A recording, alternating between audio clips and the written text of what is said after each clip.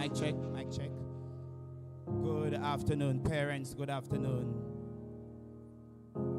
our distinguished guests. We are about to start the evening's ceremony.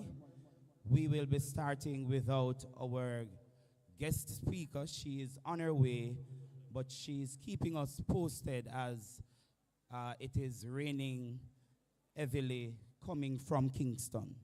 And so we'll be starting without her. So I'm asking you kindly if you could just bear with us as we allow our graduates to get in their places now, please. Thank you.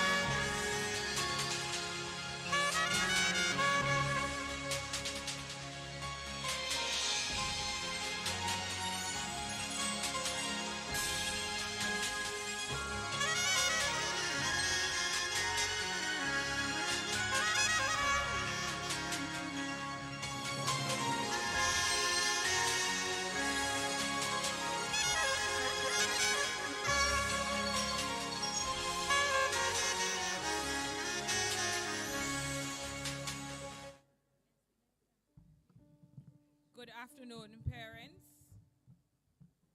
Good afternoon, administrators. Good afternoon, parents. Good afternoon, students. We just want to welcome everyone to our 17th annual graduation ceremony here at Holland High School.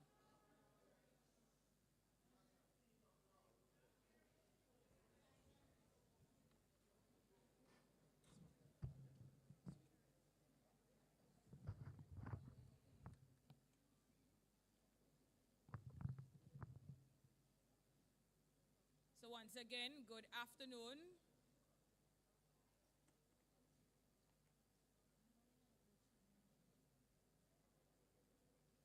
Good afternoon, administrators, parents, teachers, students, and well-wishers. Just want to welcome you to our 17th annual graduation ceremony here at Holland High School.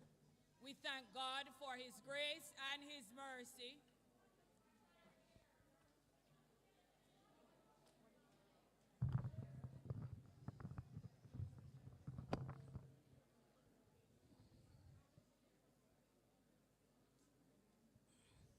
We thank God for His grace and His mercy that He has extended to us for another year. In all His faithfulness, we are thankful. May I just invite you to stand as we do our opening hymn, which is found in your program, Great is Thy Faithfulness.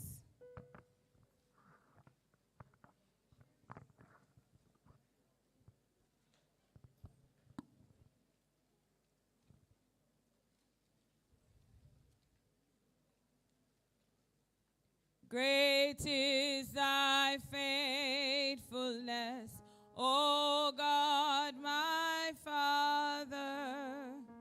There is no shadow of turning with thee. Thou changest not, thy compassion, they fail not. As thou hast been, thou forever will be. Great is thy faithfulness. Great is thy faithfulness. Morning by morning, new mercies I see. All I have needed, thy hands hath provided. Great is thy faithfulness, Lord, unto me.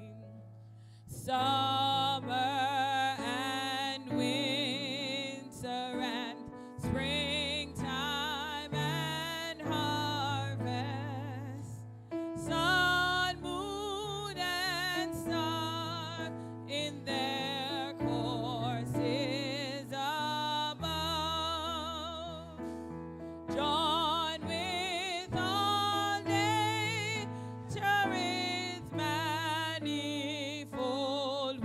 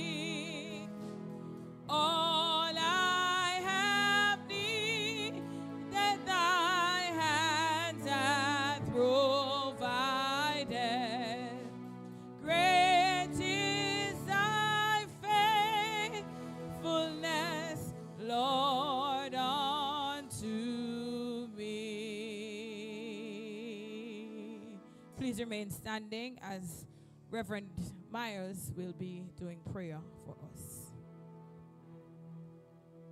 Thank you, Mrs. Samuels. This is a day that the Lord has made, and so we should rejoice and be glad in it. Good afternoon, everyone. This year's graduation ceremony, we celebrate under the theme, Resilience, the hallmark of success. And indeed, the Lord God has been good to us. And so we continue to give him the praise that he truly deserves. And as such, I want to bring our attention briefly to Philippians chapter 3, 13 and 14, which says, Brethren, I count not myself to have apprehended, but this one thing I do, forgetting those things which are behind, and reaching forward for the things which are before. I press toward the mark for the prize of the high calling of God in Christ Jesus. So today we are happy for our students who we can say they have attained because they were resilient. And of course, they never did it of their own strength. But we thank God for his guiding hands. We thank God for being there along the journey, every step, every leg. And so even as God has been good over these years, as our students have attained, we really want to put him at the forefront of today's occasion. And as such, I invite us to just bow our heads, close our eyes in the presence of God. Let us pray. Father, we worship you. We lift you up, Lord. We honor your most holy and precious name. We thank you, God, that you have been good to us. You continue, Lord, to sustain. And so as we're here to celebrate our students who are graduating, Lord, I invite your presence to be here with us. Father, I ask of thee that you will be with us as we go through the program, so that everything will go as designed, Lord. Father, I pray for inspiration. I pray, Lord, for guidance. I pray, God, that you will give us the strength. Give us, oh God, all that it takes to go through this day's occasion, so that in the end we will say that, Lord, it was good being here. Will you touch, God, our students, our graduates, our staff, Lord, our parents, our guest speaker? Be with us now as we honor your name and we glorify you and we tell you thanks in Jesus' name. Amen and amen. Mrs. Samuel says.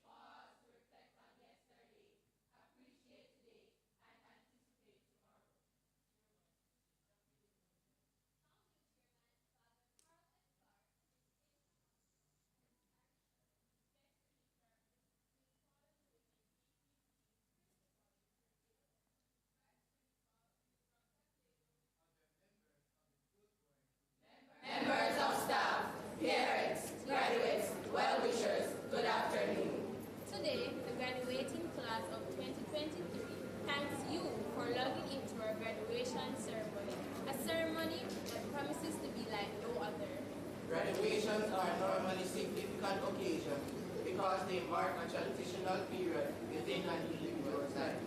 Today's ceremony signifies the passage of moving forward and of accepting new ventures and challenges.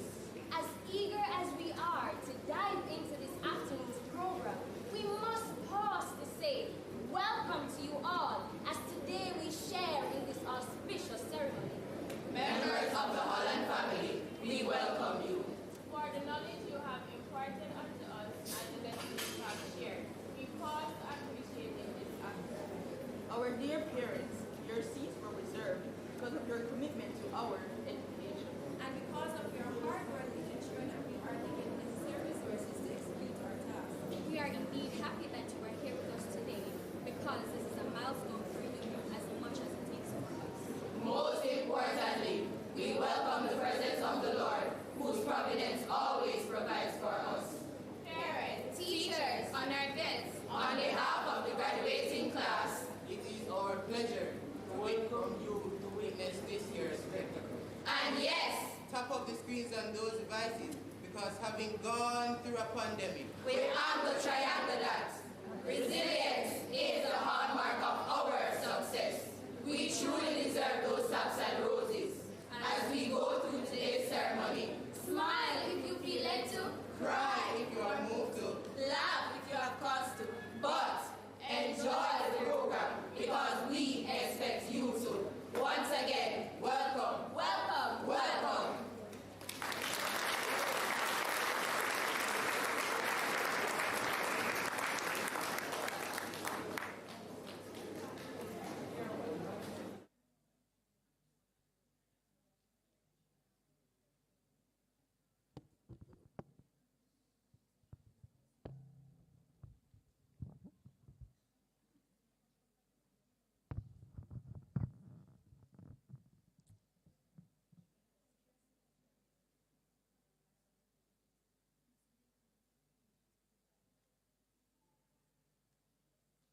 Ladies and gentlemen, I think it is that presentation just now is worthy of another and bigger round of applause.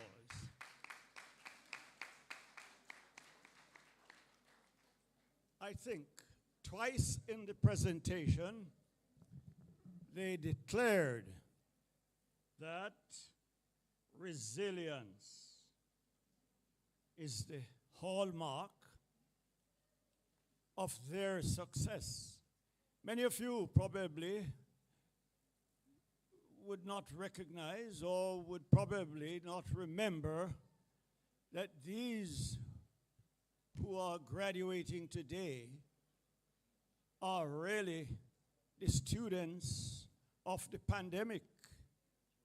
They are the students who took the full brunt of COVID-19. They were locked out of school for a while. They stayed home for a while.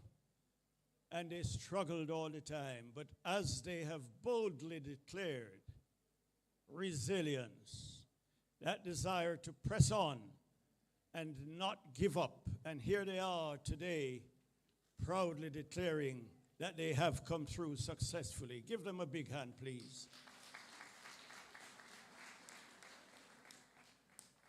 My job, really, is just standing for our chairman, Mrs. Bertram, who is sitting there and who instructed me to come up and do this. And when you're the vice chairman, you have to accept instructions from the chair. So there she is. Give her a big hand.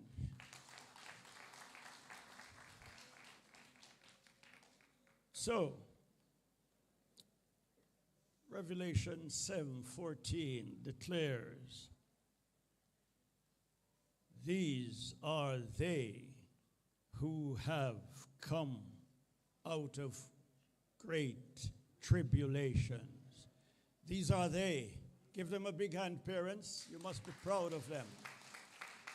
So we are here at the 17th graduation exercise of the school, Holland High School, that has moved into the upper ranks of high schools in Jamaica since it started in 2004. We are proud of our students. We are proud of our teachers. We are proud of the administration, and we are proud of the board that is fully committed. And through all the difficulties, we know, as our motto says, the providence of God will always provide for us. So I'd like you to enjoy this, to celebrate this afternoon. As they said, laugh if you want to, smile if you want to, or cry if you feel like. But most of all, enjoy the occasion. Usually we have to just warn because we have hired professional photographers to take pictures here, but there are many, especially those who have wonderful smartphones like mine, who believe that they are professionals. We would like to warn you not to disturb the events by thinking that you are a professional. You may be, but please allow the professionals and you will get the photographs you want. Thank you for turning out in your numbers. God bless you, and please enjoy the rest of the program. Thank you.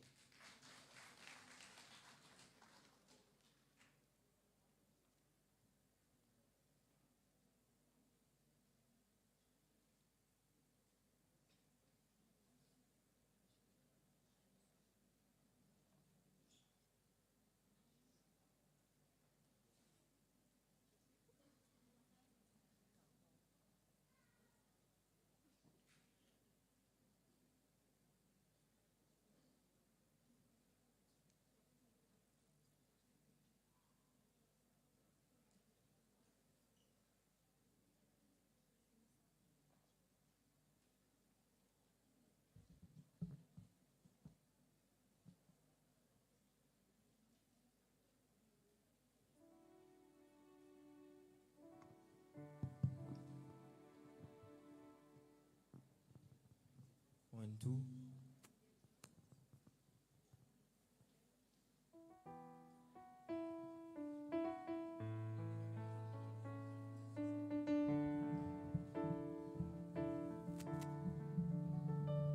I was born with everything I need to be me. Wings inside my mind to set me free. I know I've got vision.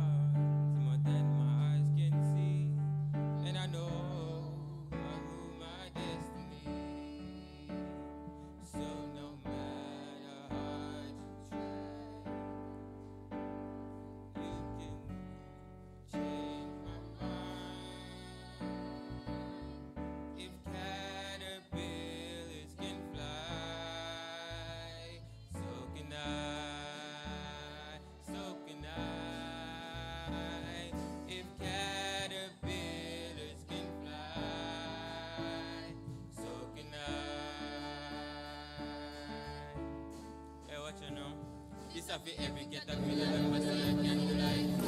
So much to find on sunlight.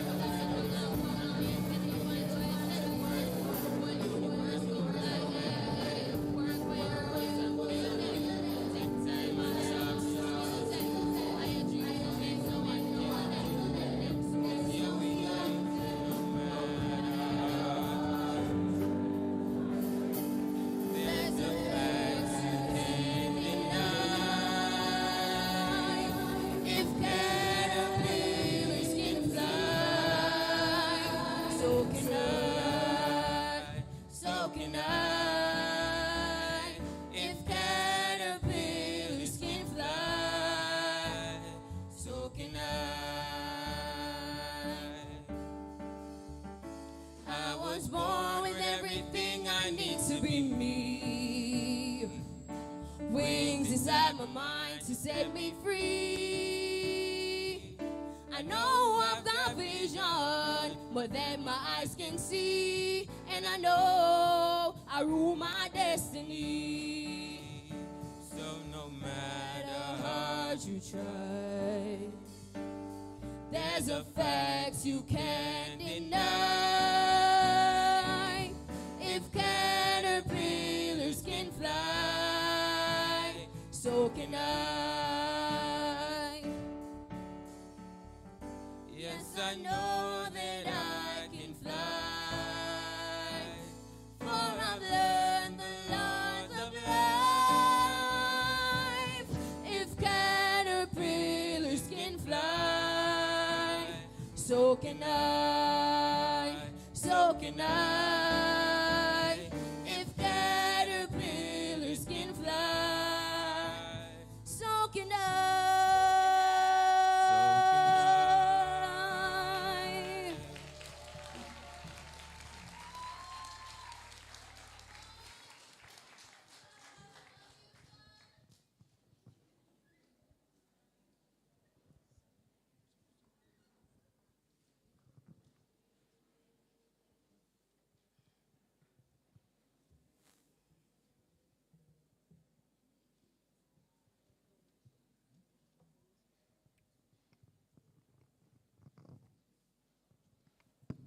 Education Officer, Mrs. Paris Shirley, Chairman of the Board of Governors, Mrs. Jacqueline Bertram, other members of the board, guest speaker, Ms. Paula Llewellyn, DPP, our principal, Mr. Dale Evans, Vice Principal, Ms. Roxanne Blagrove, members of staff, other specially invited guests, parents, graduates, a splendid afternoon to you all.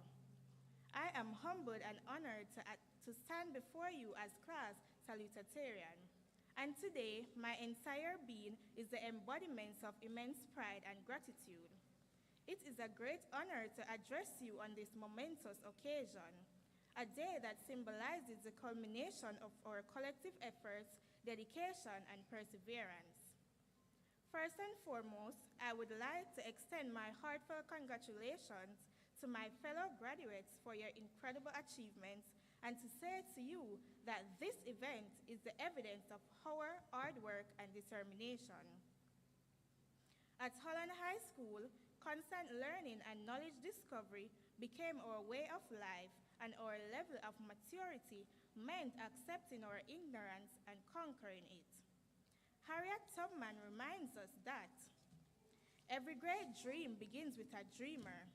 Always remember you have within you the strength, the patience, and the passion to reach for the stars, to change the world.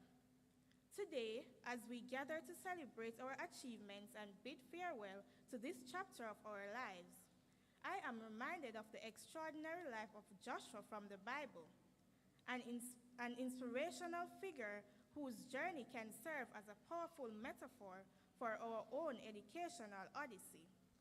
In the book of Joshua, we witness a remarkable story of leadership, courage, and unwavering faith. Joshua was chosen to succeed Moses as the leader of the Israelites, entrusted with a monumental task of leading his people to the promised land. His journey is not without challenges, but Joshua's unwavering determination, resilience, and faith in a higher purpose guided him through the trials and tribulations he faced. Similarly, our time in this educational institution has been a journey of growth and discovery, filled with its own set of challenges and triumphs. We have encountered academic hurdles, personal setbacks, and moments of self-doubt. But just as Joshua drew strength from his faith and determination, we too have found the resilience to overcome obstacles and forge our own path to success. Joshua's story teaches us a valuable lesson about power of perseverance and the importance of enhancing change. He led his people through the wilderness, overcoming seemingly insurmountable obstacles such as crossing the Jordan River and the conquest of Jericho. His unwavering belief in his mission and his ability to adapt to new circumstances allowed him to lead his people to victory. In our educational journey, we have navigated our own figurative wilderness. We have faced academic challenges that required us to stretch our intellectual boundaries and adapt to new modes of learning. We have confronted personal struggles that demanded resilience and perseverance. Yet, like Joshua, we have emerged stronger, more capable, and better prepared for the challenges that lie ahead. Joshua's story also highlights the importance of collaboration and unity. Just as Joshua railed the Israelites, encouraging them to work together and remain steadfast, we too have experienced the power of collective effort and support. The friendships we forge, the teamwork we engage in, and the sense of community we have cultivated have been instrumental in our success. As we stand on the precipice of our future, let us carry the lessons of Joshua's life within us. Let us embrace the changes that await us with the same unwavering determination and faith.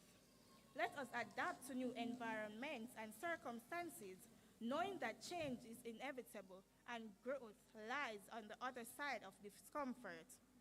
Let us foster a spirit of collaboration and unity, recognizing that our collective efforts have power to create lasting impact.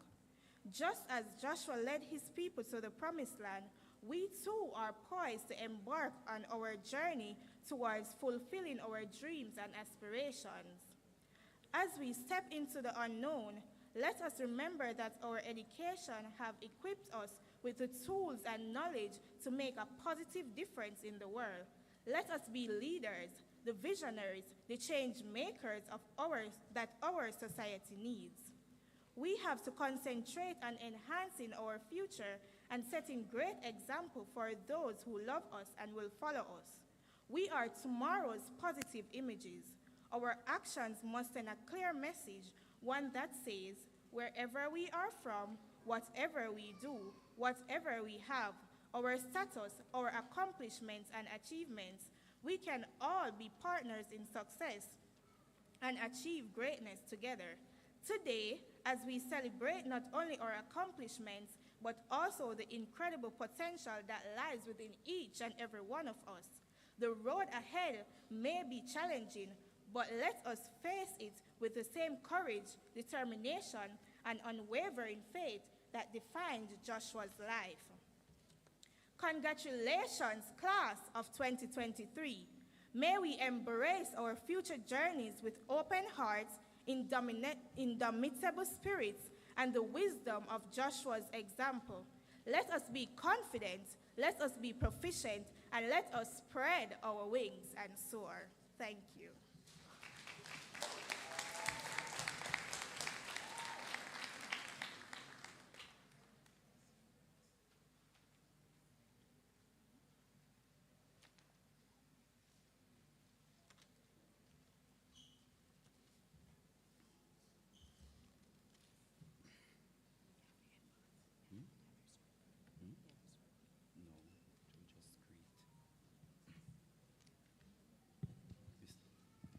Mic check.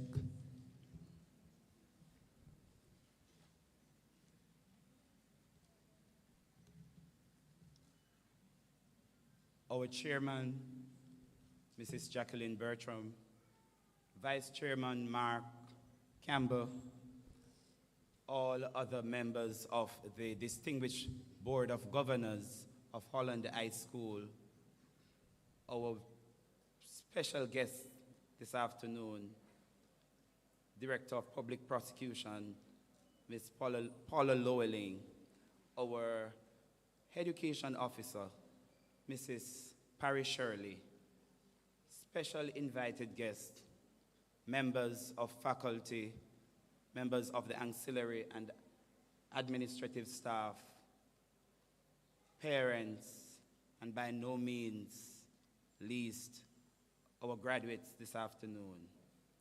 Good afternoon to you all.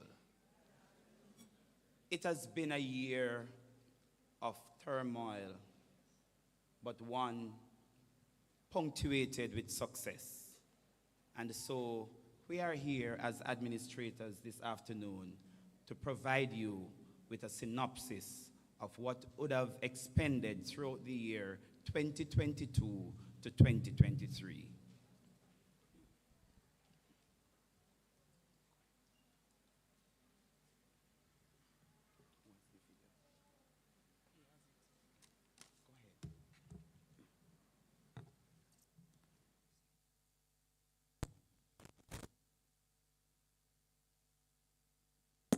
Holland Communication Network, where we give you information that matters to you.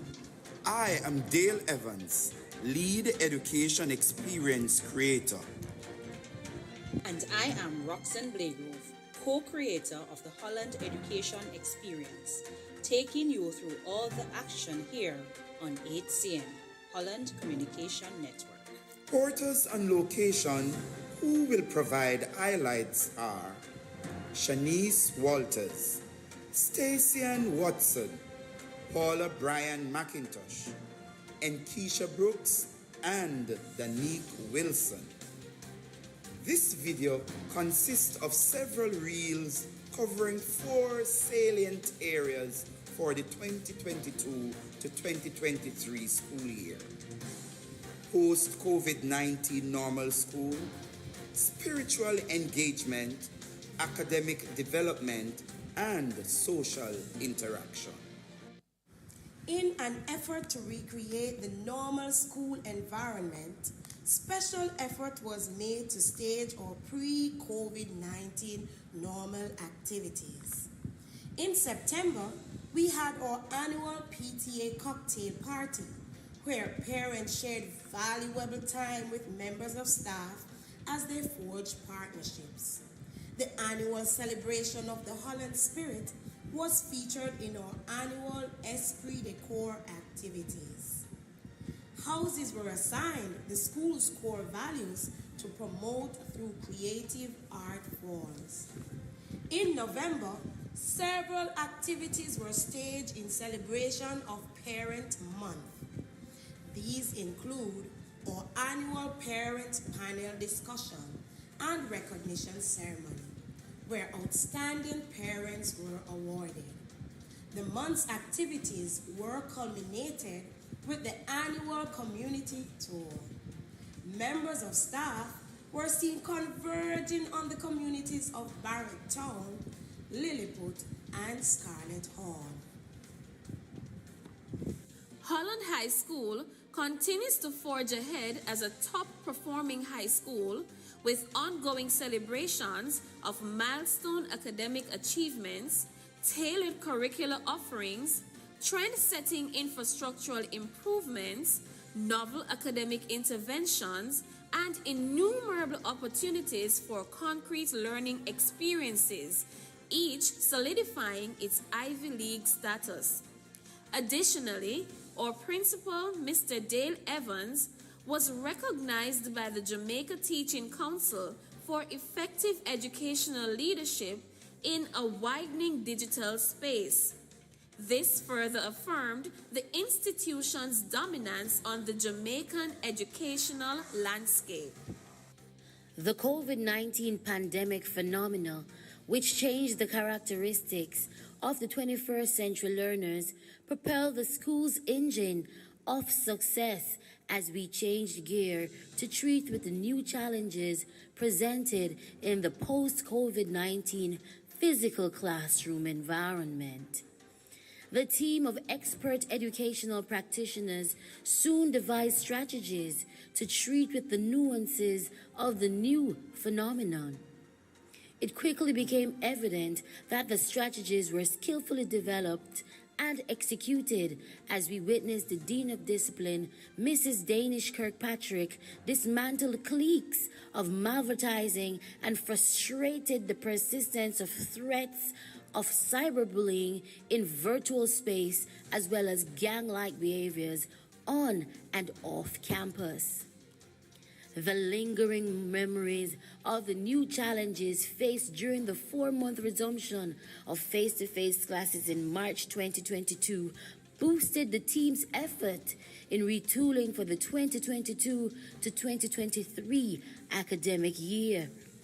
The Maximum Reach Initiative, MRI, and other creative interventions aimed at improving the number of our students who were re-engaged in face-to-face classes accounted for the return of over 95% of the population to the physical school environment by the end of the second week of September. Without a doubt, this was truly divine intervention. It is therefore not surprising that we began the year by seeking the Lord's directives. A service of commitment heralded the formal reopening of school for the new school year. We were, however, saddened by the passing of our principal's mother on the eve of the commencement service. She was truly a strong supporter of her son as he endeared himself with the task of institutional leadership and management.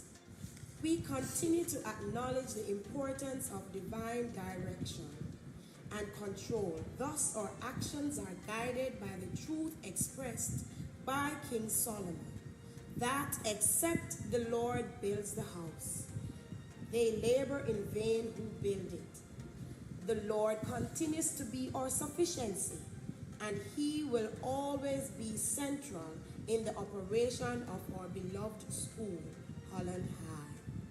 We have experienced his goodness and greatness and continue to make him known to others. We had our religious events. Christmas concert, where we celebrated the birth of Christ and had its significance emphasized by a member of the clergy. This was followed by our Easter service. Here, students reflected on the crucifixion through musical, poetic, and dramatic renditions.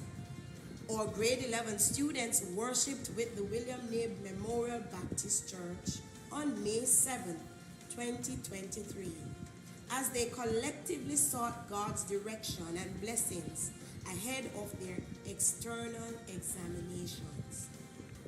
Our annual crusade was spiritually satisfying and uplifting. As usual, lives were transformed. This heralded a positive change in the students' overall conduct. Improved academic performance remain our main focus, even as the COVID-19 pandemic threatened our expected experiences of success on the 2022 to 2023 journey. The annual prize-giving ceremony, which was held on the school grounds for the first time, saw over 400 students receiving their prizes for their demonstration of resilience and excellent academic performance. Several students performed below the school standard, and they could not be left behind.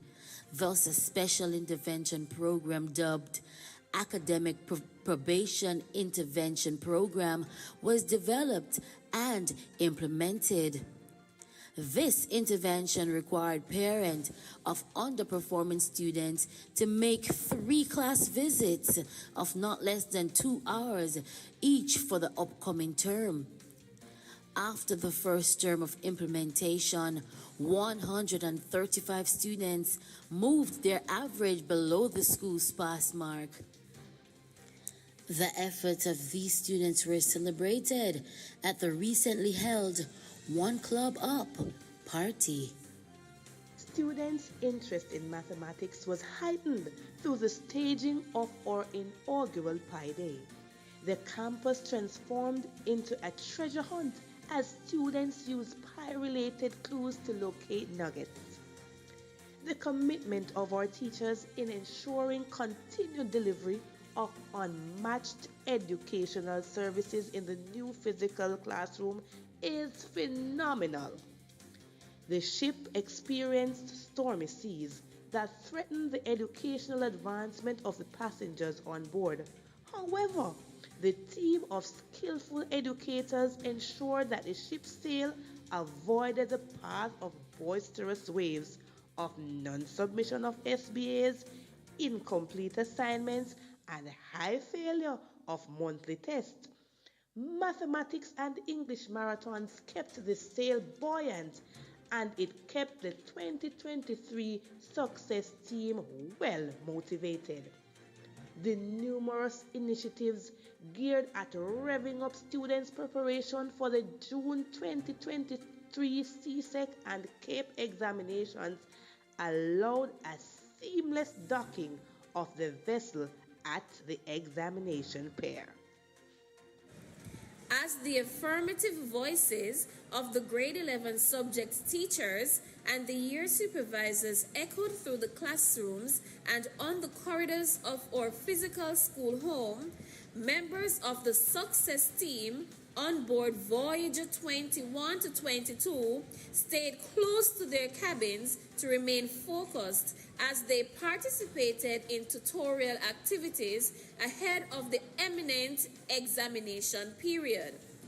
The numerous marathons, online sessions, and pointed messages to the occupants of each of the 6 cabins resulted in a smooth docking of the vessel. Students soon started sharing expressions of relief as they started writing examinations. Their once loved cabins have been transformed into examination rooms devoid of charts and other instructional aids with which they have become one. However, they soon realized that only salvation lasts forever as the examination period seamlessly faded away. Some students likened the experience to that of clearing immigration and hustling towards the exit with heightened relief and a buzz of excitement. In a matter of weeks, the members of Voyager 21 to 22, their teachers, and members of their families exploded in celebration of the success attained. The following charts aptly summarize their achievements. Without screening for CSEC, we have maintained 100% success rate in 7 subjects during an academic year riddled with challenges resulting from the pandemic. Between 90 to 97% in 6 subjects. Between 80 to 87% in 4 subjects. Between 70 and 79% in 4 and above 60% in the 2 other subjects. The overall success rate for June 2022 CSEC is 81%, which includes 112 range 1s, 309 range 2s, and 377 range 3s.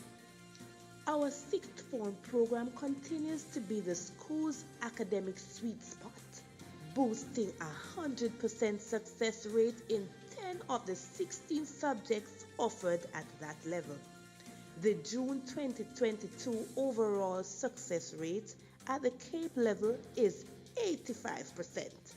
Additionally, I am happy to report that all Cape students in grade 13 were able to matriculate to tertiary level training. We continue to provide training and certification in technical and vocational subjects, and so it is mandatory for all 5th and 6th form students to write the NCTVET examination, and we continue to be lauded for our outstanding results. Incremental and significant episodes of success were not ignored, and so various motivational activities were conducted at the class and subject levels. We continue to line our driveways with photographs of the students on the principal's honor roll, who are also members of the Gold and Platinum clubs. We continue to produce our signature report cards at Holland, color coding each in keeping with students' academic performance, and so students received platinum, gold, silver, and bronze cards. The behavior modification program continues to play a major role on a daily basis as we seek to assist students who are repeatedly displaying antisocial tendencies. These behavioral interventions were spearheaded by the Dean of Discipline and the Disciplinary Committee. As vanguards of high standards of students' discipline and deportment, The grade supervisors monitor students' movement and general conduct and swiftly engage those who are found to be out of line. In an era when the entire student population consists of digital natives, there is an ongoing effort to ensure that students have access to technological tools to facilitate learning, and so over 120 computer systems and laptops were acquired by the school and through the e-learning program. This will certainly fuel the successful and efficient delivery of the information technology curriculum, which is now compulsory for all students from grade 7 through to 11. Celebrating our culture and embracing our heritage is always encouraged. And so we again organized and hosted our Jamaica Day. Students were treated to country-style cooking as they enjoyed clean fun and interacted with elements of our rich cultural heritage. This cultural fever was also amplified by the staging of Africa Day. Students and teachers were seen modeling their favorite African-influenced attire amidst food, music, games, and displays, all draw from the traditions of various ethnic groups of the motherland.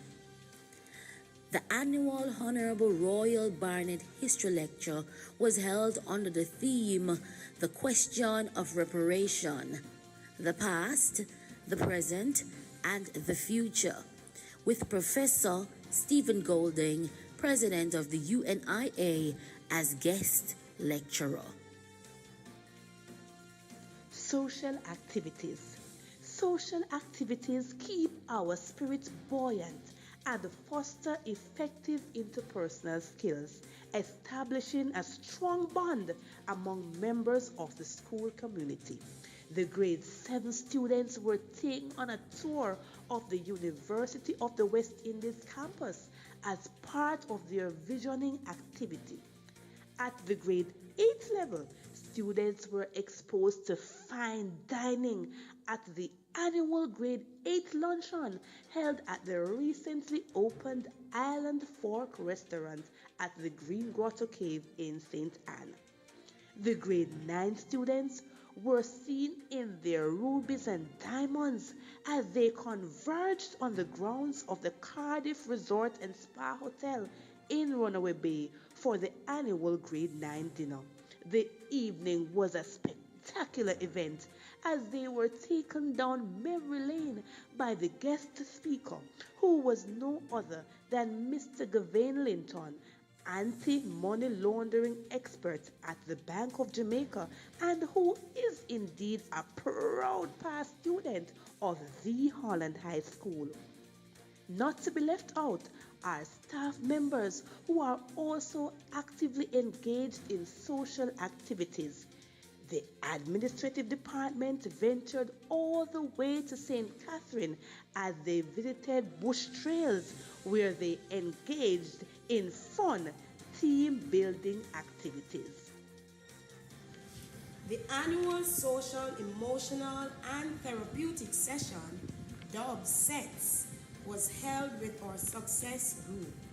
Students were seen mending broken relationships as they developed new mindsets ahead of their external examinations.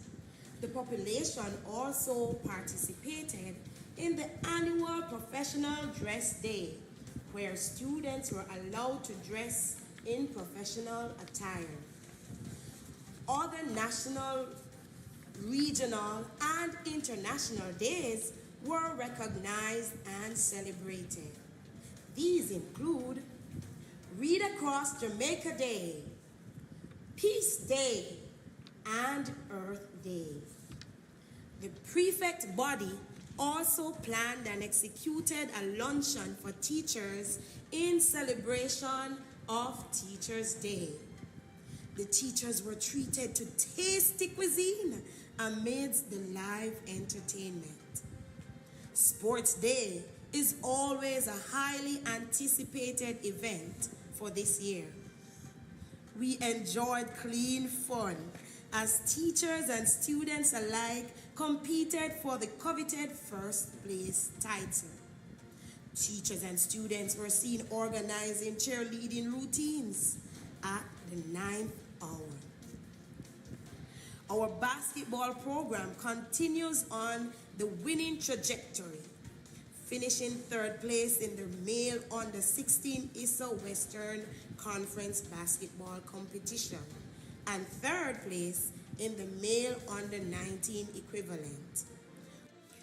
For the performing arts, or exploits or recorded, Holland High School cropped the award for traditional folk form at the JCDC National Finals. We continue to strengthen the sense of family by sharing our joys and pains, and so all categories of staff participated in Christmas party. This took the form of a dinner and award ceremony at the Holiday Haven Resort in St. Anne. Providing opportunities for the social exposure continues to be an essential aspect of our school's program, and so we had Children's Day, Crocs Day, and Red Day. These were used to punctuate curriculum delivery with humor and excitement. Students were truly entertained when their teacher were placed in the spotlight to represent during our annual staff concert. The new era of dance and music was currently on display, so much to amuse all of the student population. The initiative by the Ministry of Health to reduce sugary drinks in schools was easily accommodated in our wellness plan for our students. This was so because we had always catered to the needs of the whole child. As a result, our school's nurse staged several activities to promote healthy eating. Our principal was seen preparing his stir-fry dish during Caribbean Nutrition Week activities. Additionally, Nurse Stewart ensured that the population had opportunities to access an alternate source of sugar through school-wide fruit sale. This year's entry comprised of 7 speech items, copying 1 gold, 3 silvers, 2 bronze, and a merit. The gold awardees represented the school at the national finals. Several females from the 6th form program competed in the JCDC's Trelawney Festival Queen competition. Jamelia Grant emerged as the first runner-up. She was also given the awards for Most Popular on Social Media and Best Talent Piece. This is indicative of the quality of the theater arts program at Holland High School. Students are often wowed by numerous ambush theater presentations on the school grounds, one of which went viral as it depicted conflict resolution strategies in school, especially teacher-student conflict. The Performing Arts Ensemble closed the year with a sizzling production entitled Holland Got Talent. The students assumed roles in all areas of theater production management. Students flooded the event with their talent pieces as they vied for the cash prize of $10,000. Several new talents were unearthed. Safety and security. The safety of our students and members of staff remain a top priority to the administrators of Holland High School. In light of this, we have installed 2 walk-through scanners and an electronic registration system to boost the monitoring of students' attendance and punctuality. The scanner also facilitates the screening of students for contrabands. Our students are never excluded from fun activities, and so we took the entire population to view 2 movies at a multiplex in Montego Bay. We learned our lesson well. from 2019. Thus, we prevented the overrun of the Kentucky Fried Chicken restaurant in Bogue by sending some of our students to the Falmouth branch.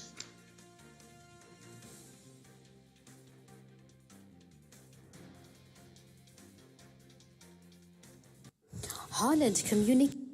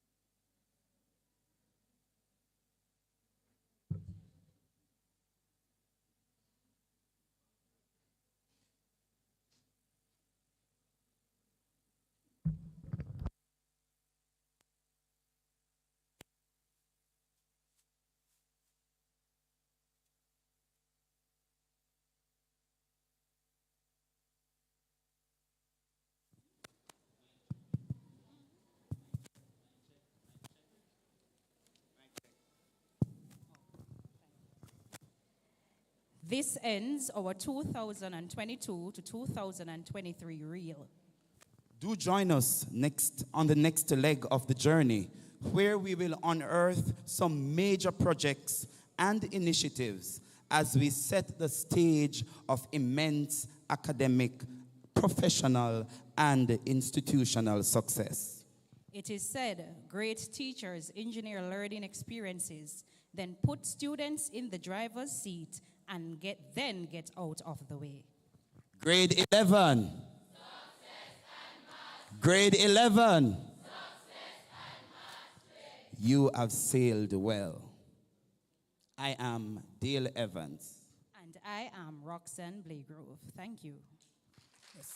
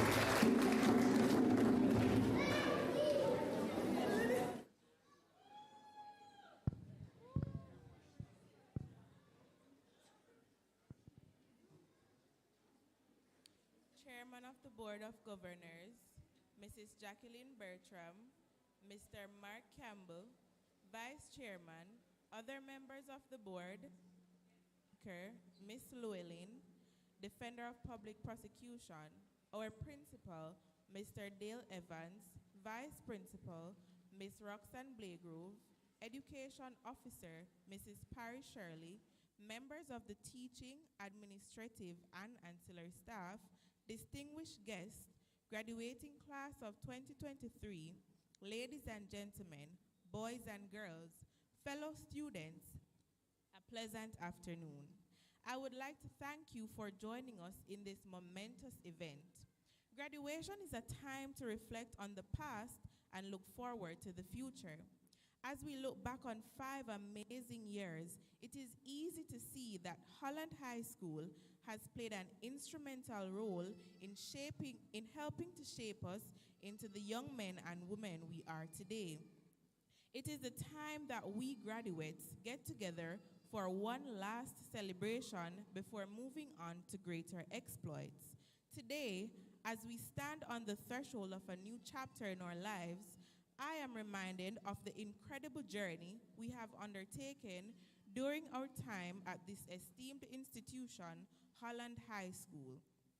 As I reflect upon our experiences, I find solace and inspiration in the artistry of a potter and the creation of a vessel.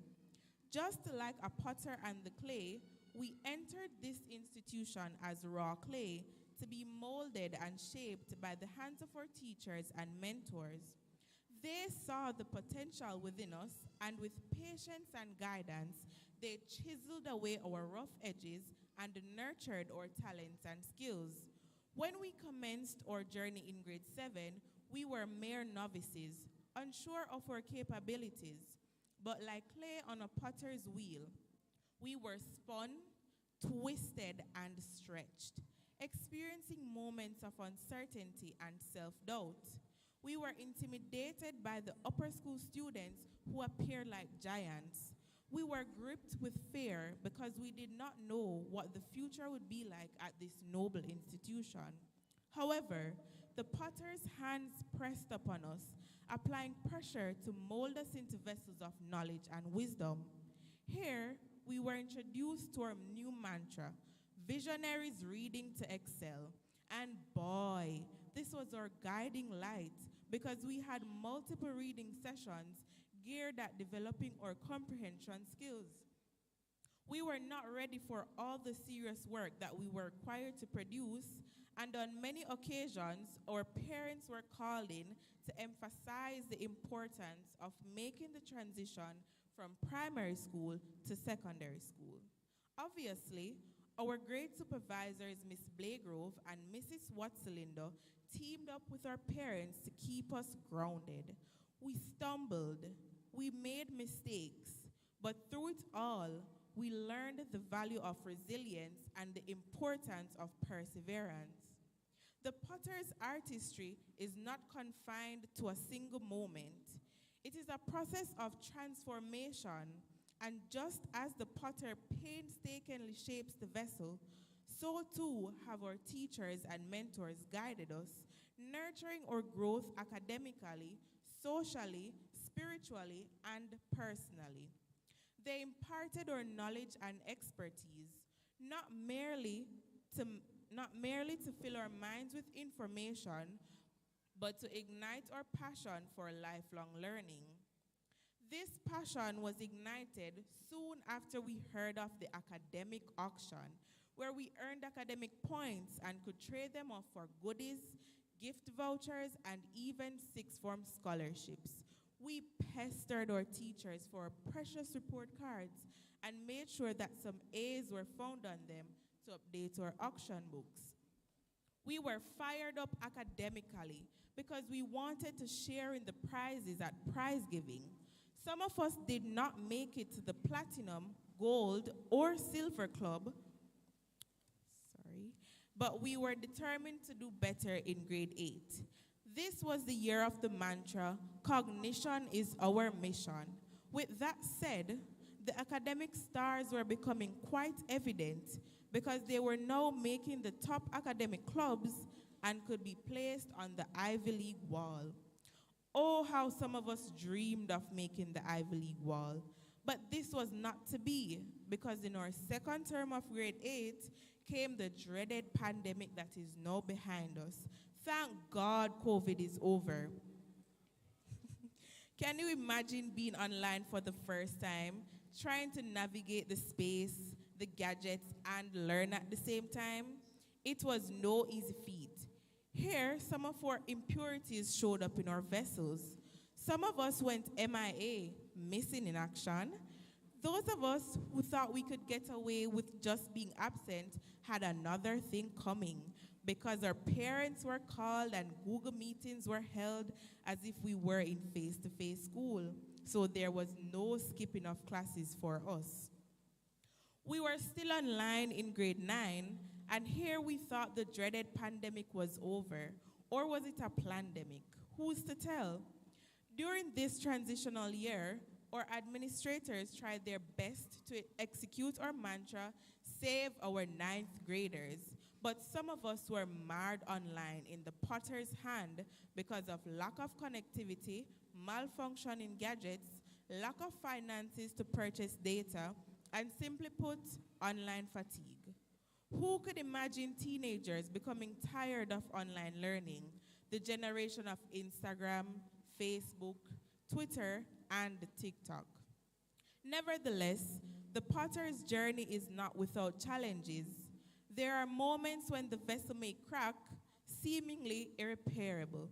Yet, the potter does not discard it. Instead, he embraces the imperfections, recognizing that he adds character and uniqueness to the vessel. Online learning continued until first term of grade 10, where our new mantra was, "Go for gold." We were beyond ourselves when we heard that in second term, we would resume face-to-face school. This time was dubbed the new normal. We did not mind so much because we would finally get to see our friends. And for those of us who could not learn online, we were elated to be back. We had many impurities that we picked up online in the form of bad habits, and as a result, the potter had to put us on the spindle to remove these. All the twists and turns were coming to a close as we tackled the final leg of SBA submissions and CSEC examinations on the horizon. We had little time to enjoy grade 11 because it was imperative that the vessels were perfect, reflecting the mantra, grade 11s. Success and mastery. We have faced many setbacks, failures, and disappointments, but we have emerged stronger, our cracks becoming symbols of resilience and strength. Our teachers, being our potter, ensured we preserved amidst our failures. As we stand on the brink of our future, we are vessels molded by the experiences of our time here. We are vessels filled with knowledge, skills, and insatiable thirst for growth and success.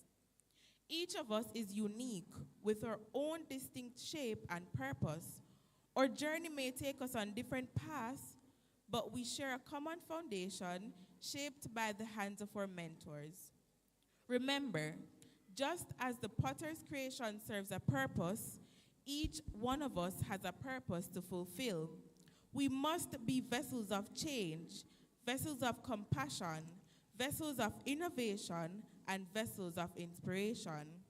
Let us use our talents and skills honed through our experiences to leave an indelible mark on the world. Let us trust in God. This does not imply an absence of challenges or a guarantee of a smooth journey. On the contrary, it is an acknowledgement that life's difficulties can be transformed into opportunities for growth, resilience, and spiritual awakening. Trusting God empowers us to embrace uncertainty, knowing that there is a purpose to every twist and turn, even if it may not be immediately apparent. When we encounter obstacles, trusting God reminds us that we are not alone. It is a reminder that we can draw strength from a power greater than ourselves. seeking guidance, wisdom, and comfort. It is a reminder that we have within us the capacity to endure, to preserve, and to overcome even the most daunting challenges.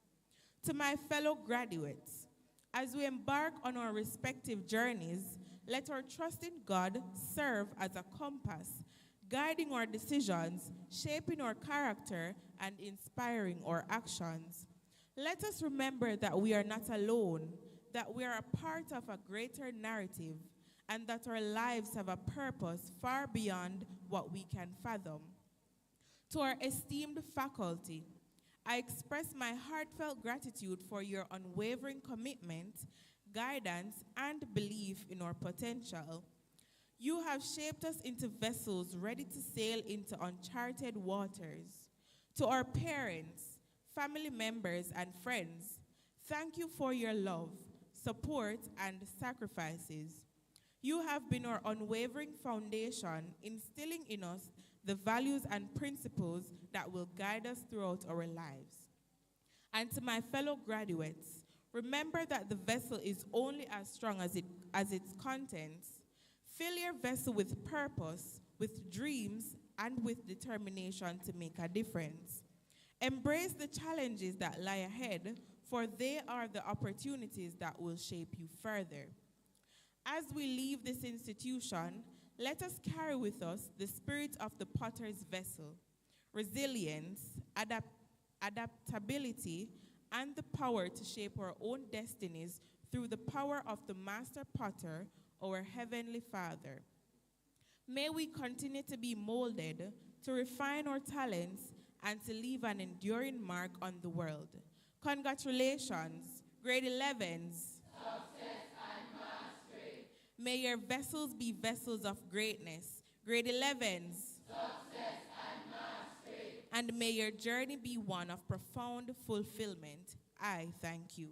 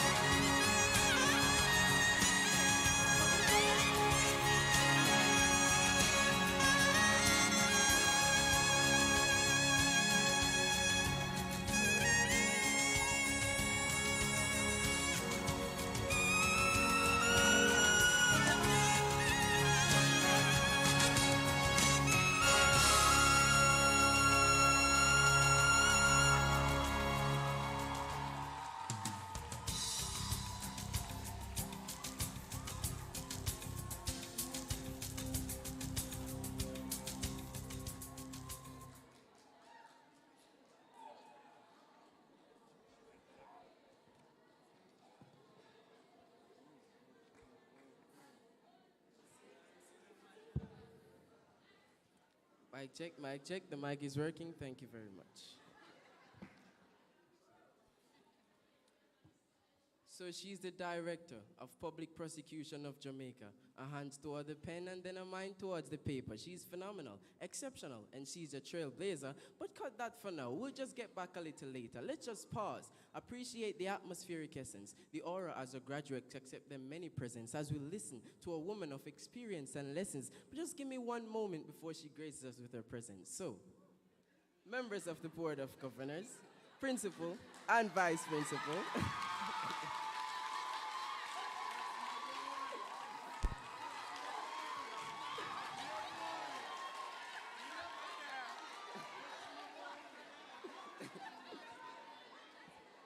Okay, so, members of the Board of Governors, principal and vice principal, academic and auxiliary staff, ministry officials, honored guests, ladies and gentlemen, proud parents and distinguished graduates, good afternoon. It is with great pleasure and honor that I stand before you today to introduce a remarkable individual who has made significant contributions to the field of law and justice in Jamaica. Throughout the course of human history, there have been persons whose performance have been judged ordinary, good, or even outstanding. Miss Paula Llewellyn, Director of Public Prosecutions, without a doubt, is a firm occupant in the outstanding category. She's a true embodiment of integrity, dedication, and passion. She has played a pivotal role in upholding the principles of justice and ensuring equal access to legal representation for all.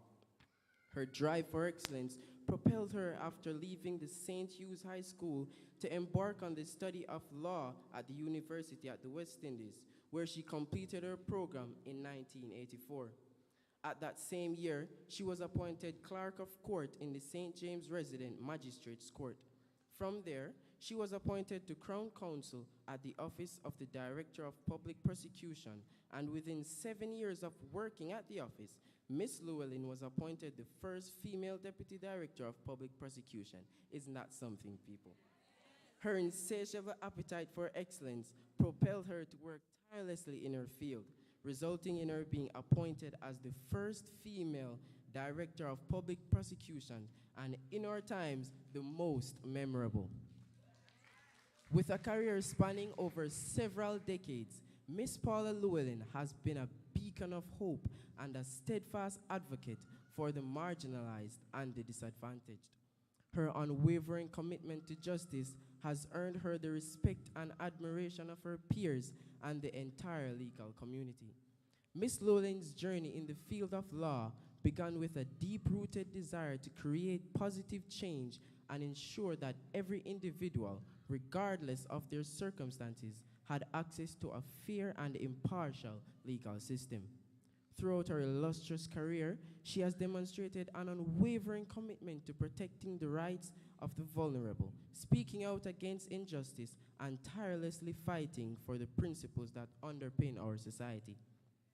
As the public defender of Jamaica, Miss Llewellyn has been at the forefront, championing human rights, advocating for reforms, and ensuring that every citizen receives the legal representation they deserve.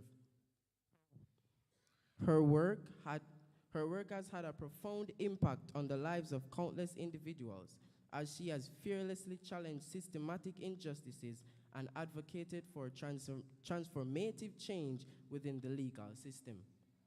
She was appointed as Her Majesty's Queen Counsel and was conferred with the Order of Distinction in the rank of Commander. She is also a recipient of the Civil Service Long-Serving Medal. Additionally, she is the designated Central Authority of Jamaica for execution of legal mutual assistance in criminal matters and the competent authority for execution. Beyond her professional achievements, which are many and would take an entire afternoon to name, Miss Llewellyn is an exemplary role, embodying the qualities of resilience, compassion, and determination. Moreover, she enjoys delivering speeches on a wide variety of topics, someone like this one. She's an engaging presenter who is an associate at the Norman Manley Law School. She has a lovely daughter and attends St. Mary's Anglican Church. As we celebrate the culmination of our academic journey and embark on new horizons, it is an honor to have an exemplary advocate for change gracing our graduation ceremony today. Ladies and gentlemen, please help me welcome Miss Llewellyn.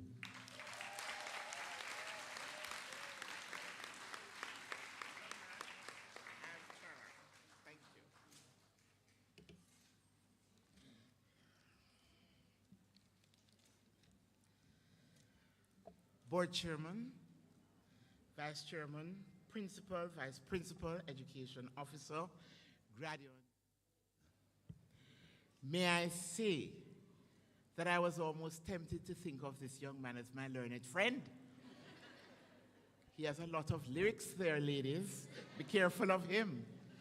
But I see where he is a deputy head boy. And I said to the principal, I bet you when this one comes to argue a point, you have to put on your thinking cap. Well, it is good to be here.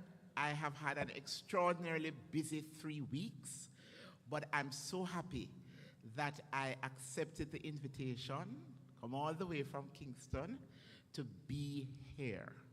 And may I pay tribute to that wonderful rendition. I love music, and it has made my day. Thank you.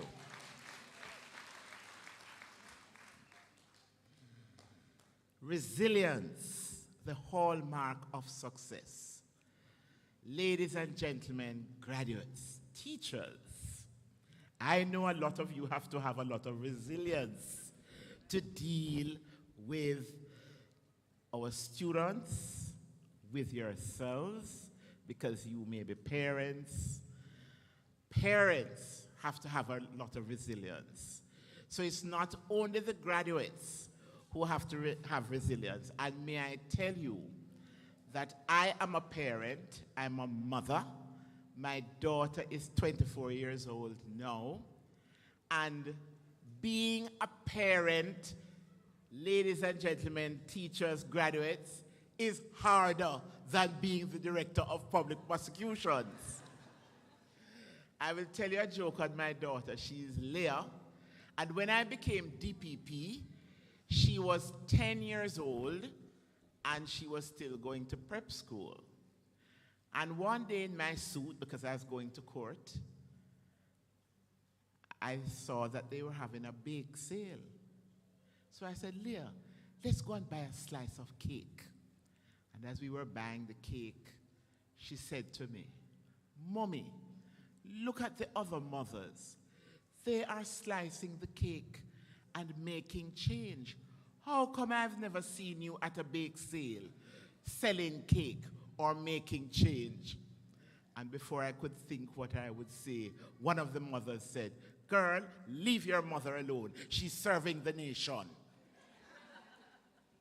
But being a parent is not easy. And I'm so happy to see so many guardians and parents here today, because it is a partnership between you, the parents and guardians, and the teachers that have produced these wonderful young people who are graduating today. So parents, clap yourself. And then parents, clap the teachers.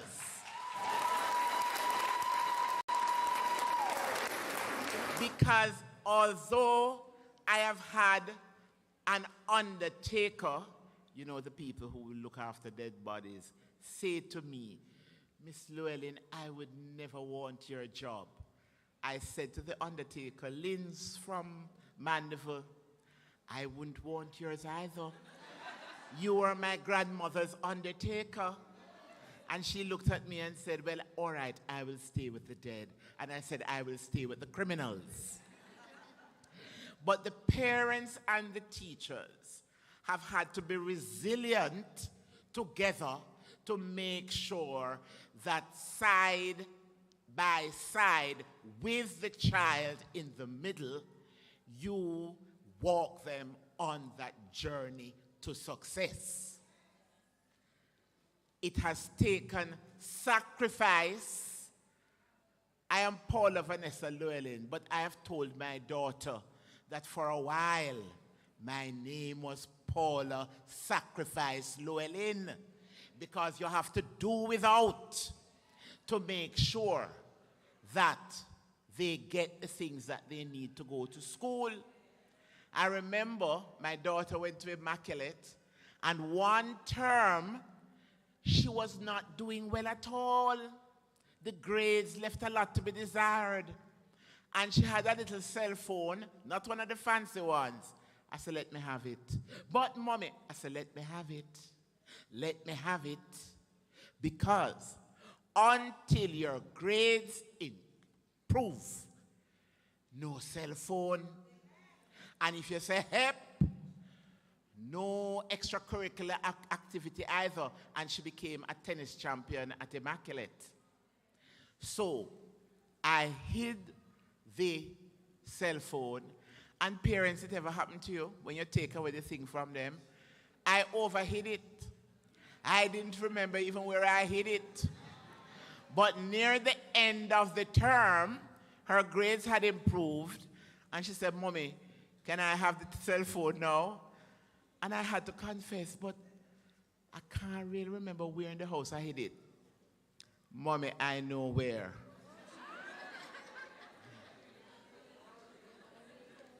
It has happened to you, right?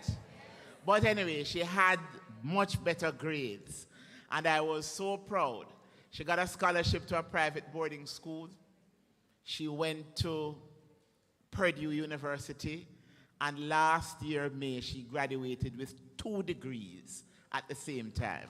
A Bachelor of Arts in Law and Society, English and Spanish, as well as a Bachelor of Science in Cybersecurity. But parents, when she got the scholarship to the boarding school, after 3 months, she called me. And she said, Mommy, you know I always used to tell you how you were so strict. And that you were too strict. And you wouldn't allow me to go to any sleepovers. Well, Mommy, I want to thank you. Parents, I was watching TV in the dark in my living room. I made the sign of the cross. Because I remember riding bucking bronco with the teenage puberty years. When Mommy was the monster. She said to me one day, Mommy, you know my friends think you're so cool because you're a DPP. But I tell them, they don't live with you. And I said to her, Leah, guess what? It will be our secret that your mother is really a monster. So teachers and parents, it's not easy.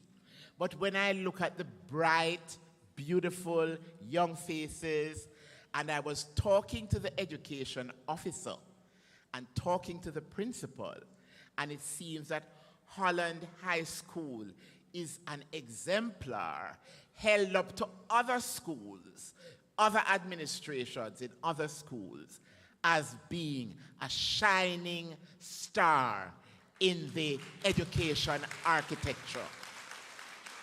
And for that, the chairman, the vice chairman, the principal, the vice principal, the education officer, the parents, and the teachers, I salute you.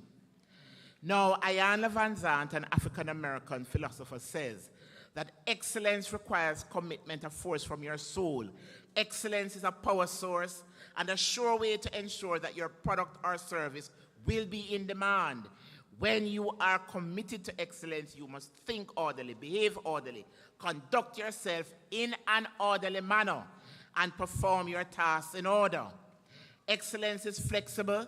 It does not get stuck in the right way, but C is the best way of always to get the job done. The achievement of all of you graduating today demonstrates on your part, your parents' part, and your teacher's part, a commitment to excellence.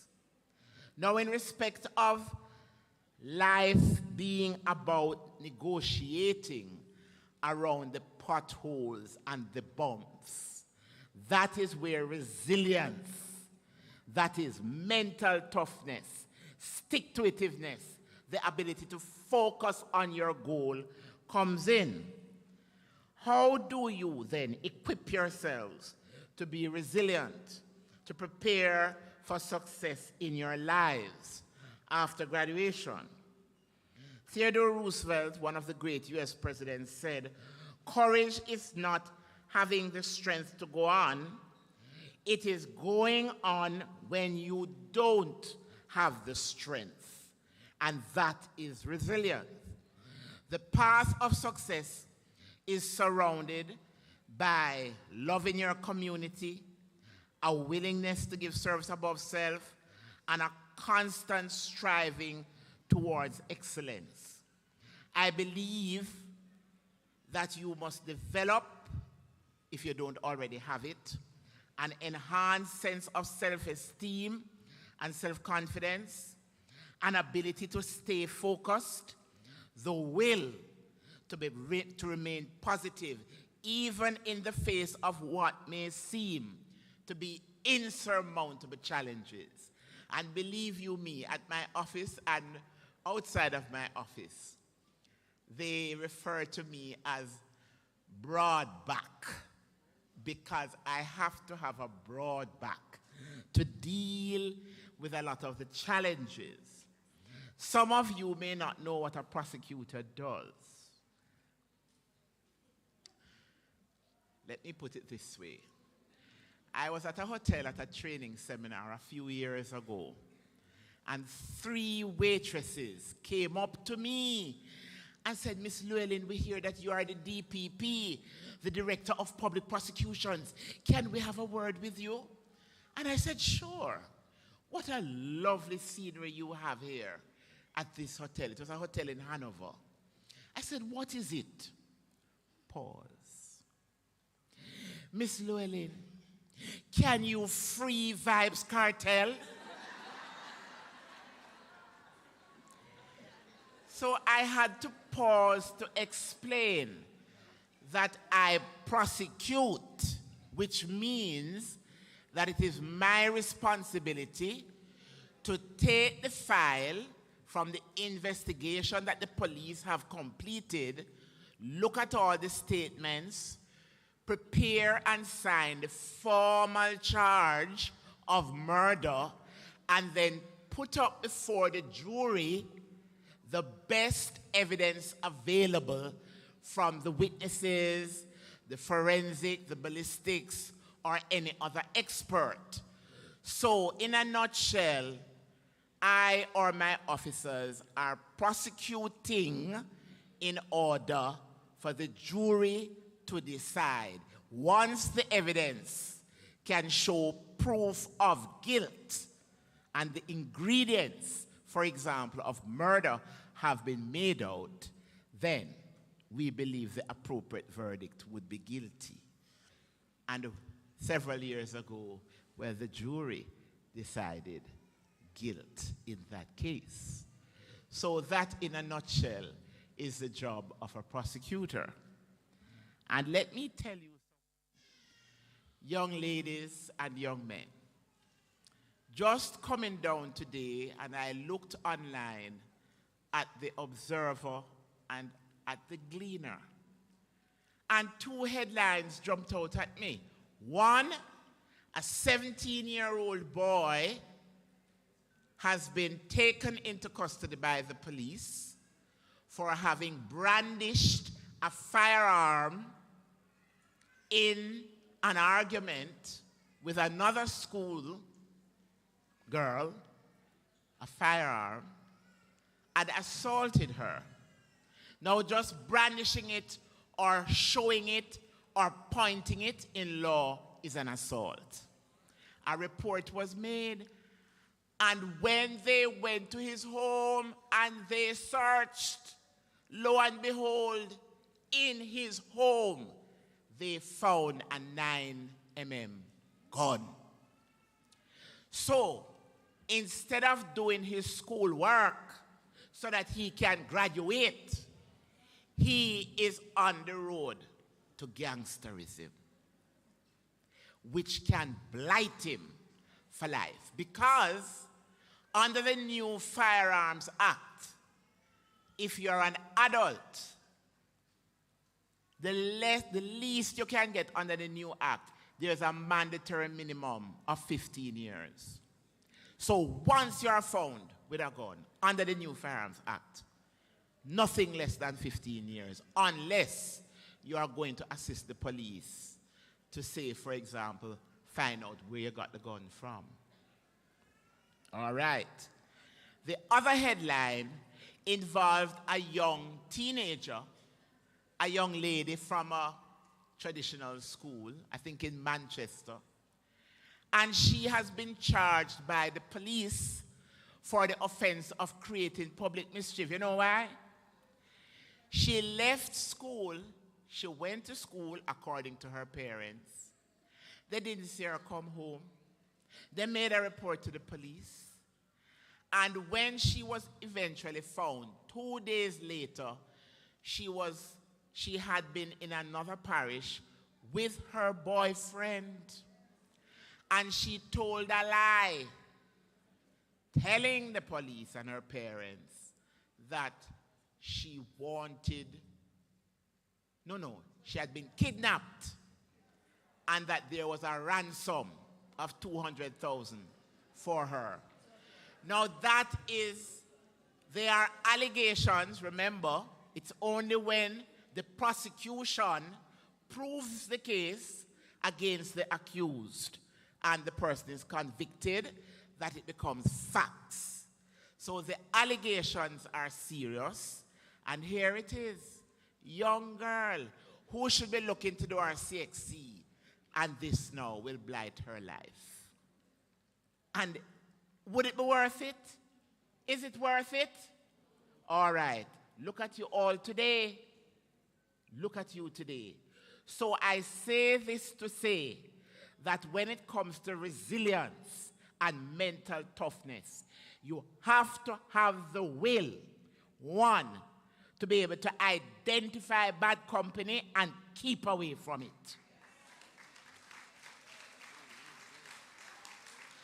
And this is bad company, whether in your community, in your yard, in your home, any institution that you go to, because you have to be focused and know what you want out of life. So if anybody is inviting you to break the law, you keep away from that person. That person is poison. Look at all of the sacrifice that your parents have made and your teachers. But in the final analysis, bad luck sometimes, or let me put it this way, bad luck picks its company by invitation only. Let me say it again. Bad luck picks its company by invitation only. And Ayanna Van Zandt, who made that statement, also said, with your own hands, you make your success. With your own hands, you destroy it. So in the final analysis, it will be your call and your judgment. And that is why having mentors is good. You find people who exemplify the values, good values, and you stay close to them. People who have bad values and who will get you in trouble, you steer clear of them. Okay. So you also should have mental toughness. That is the essence of resilience. Mental toughness means that people can't just easily provoke you. We have prosecuted cases where just out of somebody throwing word. I have prosecuted one teenager brother for killing his brother over a scandal bag. I have prosecuted a young boy, 18, for killing his grandmother because she had turned over his pot that had food that he had stolen from her. Right? So, when you are mentally tough, you will be able to analyze, look at the situation and say, let me walk it out. Let me walk away from it. I can be the adult in the room. I can be the bigger person, and I am not going to allow myself to be distracted or deterred. You must also be competent. So you are all going on to different areas of study in many different occupations. Strive to be competent, and you never stop learning. Even at my old age here, and I'm pretty old. Did I just say that? I've been a prosecutor for at least 30 years, but I started young. When I left high school, I went straight into the law faculty. You must have the capacity to work hard. My mother used to tell me that nobody, when you are able to work hard, nobody can use hard work to frighten you. I work long hours. It may not show on my face, but one of my bodyguards is here with you. He'll tell you night upon night sometimes. We are at the office, especially if I'm going to be preparing for a tough case or cases, or one of the 55 lawyers who work with me and who I supervise may have to do a consult with me on a matter that you are going to read about the next day. But I'm here to tell you that in respect of stress and hard work, I like to tell this story of the gentleman who approached me in the supermarket. I said, Miss Llewellyn, I love your smile because of the open space in my teeth. I said, thank you, sir. And then he's looking at me. I said, is there anything else? And he says, but what a way the stress agree with you, eh? So teachers, I know sometimes you come under a lot of stress when you are teaching. You not only have to be patient, you have to be resilient, but you have to allow the stress to agree with you. It's better than makeup. So, and perhaps just to borrow from your school motto, I also regard it as the providence of God providing for my features not to look beat out and haggard with all the stress I have to deal with. Graduates, you should also have humility. Too many people, when they get along on the journey of success, they forget where they are coming from. They get very egotistical. And it happens to a lot of people in high public office. I like to keep my feet solidly on the ground because humility is the underbelly of success. And graduates, never forget, no matter how high up you go, never forget where you are coming from. Then you have to have faith in a higher being. For those of us who embrace the Christian faith, God. Those of us who embrace other faiths, whether Muslim or Hindu or otherwise, you have that belief and faith in a higher power. I have found, speaking for myself, that it has really worked for me in terms of my faith, that I believe that the providence of God has been able to allow me to deal with the slings and arrows of public life with a lot of grace and fortitude. So I commend it to those who have faith. Now I want to, before I close, say a little word to the parents. Parenting is not easy, but you cannot expect the teachers to do the work that needs to be done in guiding and mentoring your children alone. The story has been told of parents or guardians. The teachers see them at the beginning of the term, and they may not see them until graduation, if the child graduates, or they may not see them until the end of the term. That's not right. That is not right. I can tell you, as hard as how I have had to work as a prosecutor, long before I became DPP, I wanted my daughter to read well. So what did I have to do? Every evening or night when I came home, before she went to bed, I would read a book to her. On the television, I put the subtitles from she was 2. So when she's watching a cartoon, the words are crawling. And if she saw a word she didn't know, I would read it for her. And I taught her to browse. I took her to a bookstore to visit, and I would be browsing and looking at books, and I taught her to browse and look at books. And I would give her a reward where she's allowed to buy one book from she was about age 3.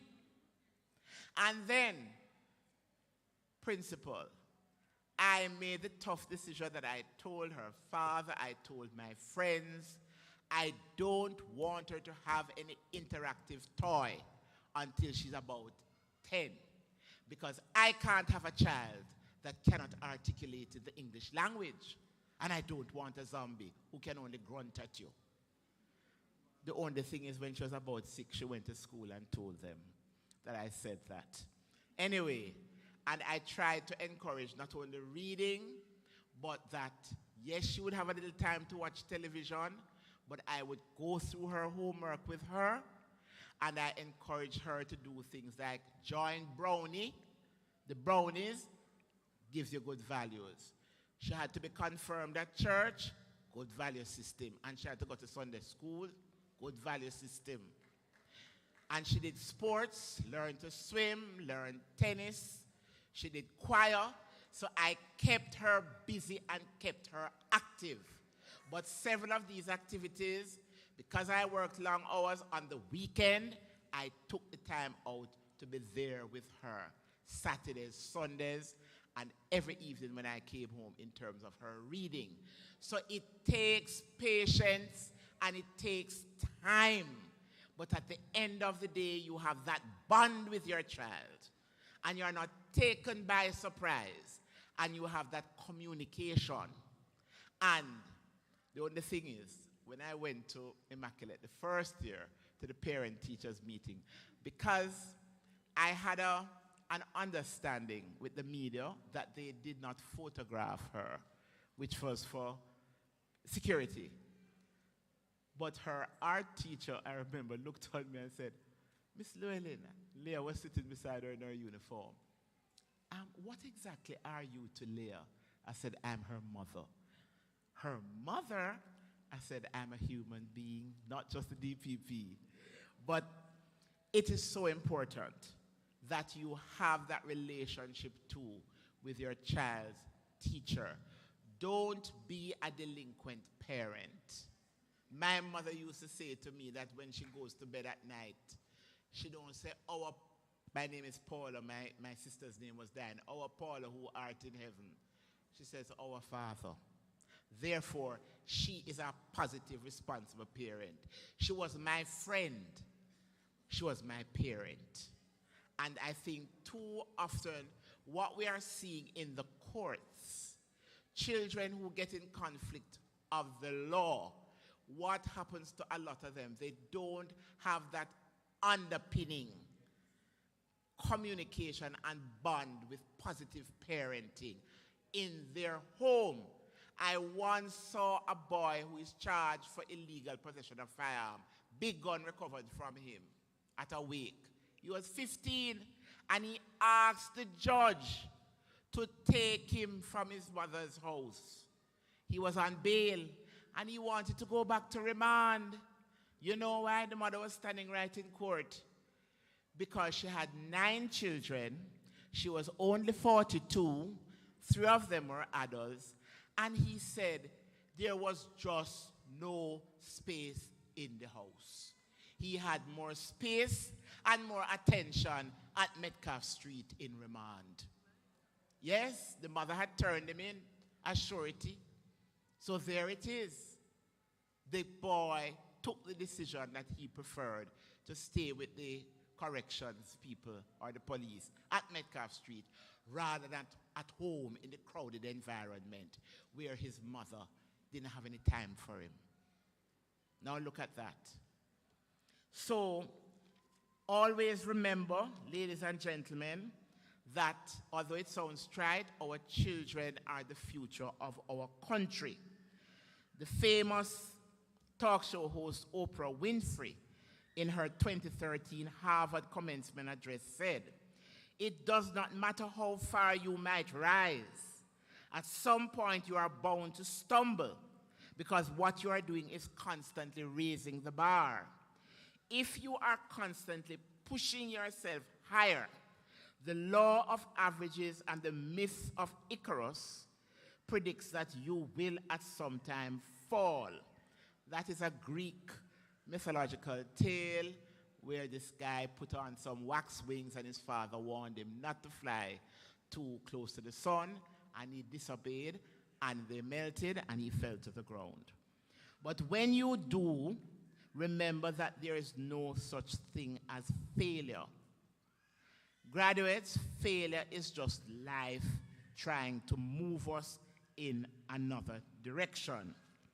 So never underestimate the importance of being resilient, because what may appear to be failure on occasion is preparing you to have that mental toughness to succeed eventually. But the thing is that you can never give up. You may stumble in your journey, but the key is remembering to be focused. Never allow yourself to become unnerved because of your circumstances. Always remember that you had a great foundation at Holland High School, and that can take you anywhere and everywhere with a positive attitude and the ability to be resilient. Remember, another philosopher, Zig Ziglar, said, "It is your attitude, not your aptitude, that will determine your altitude." I want you to say it after me.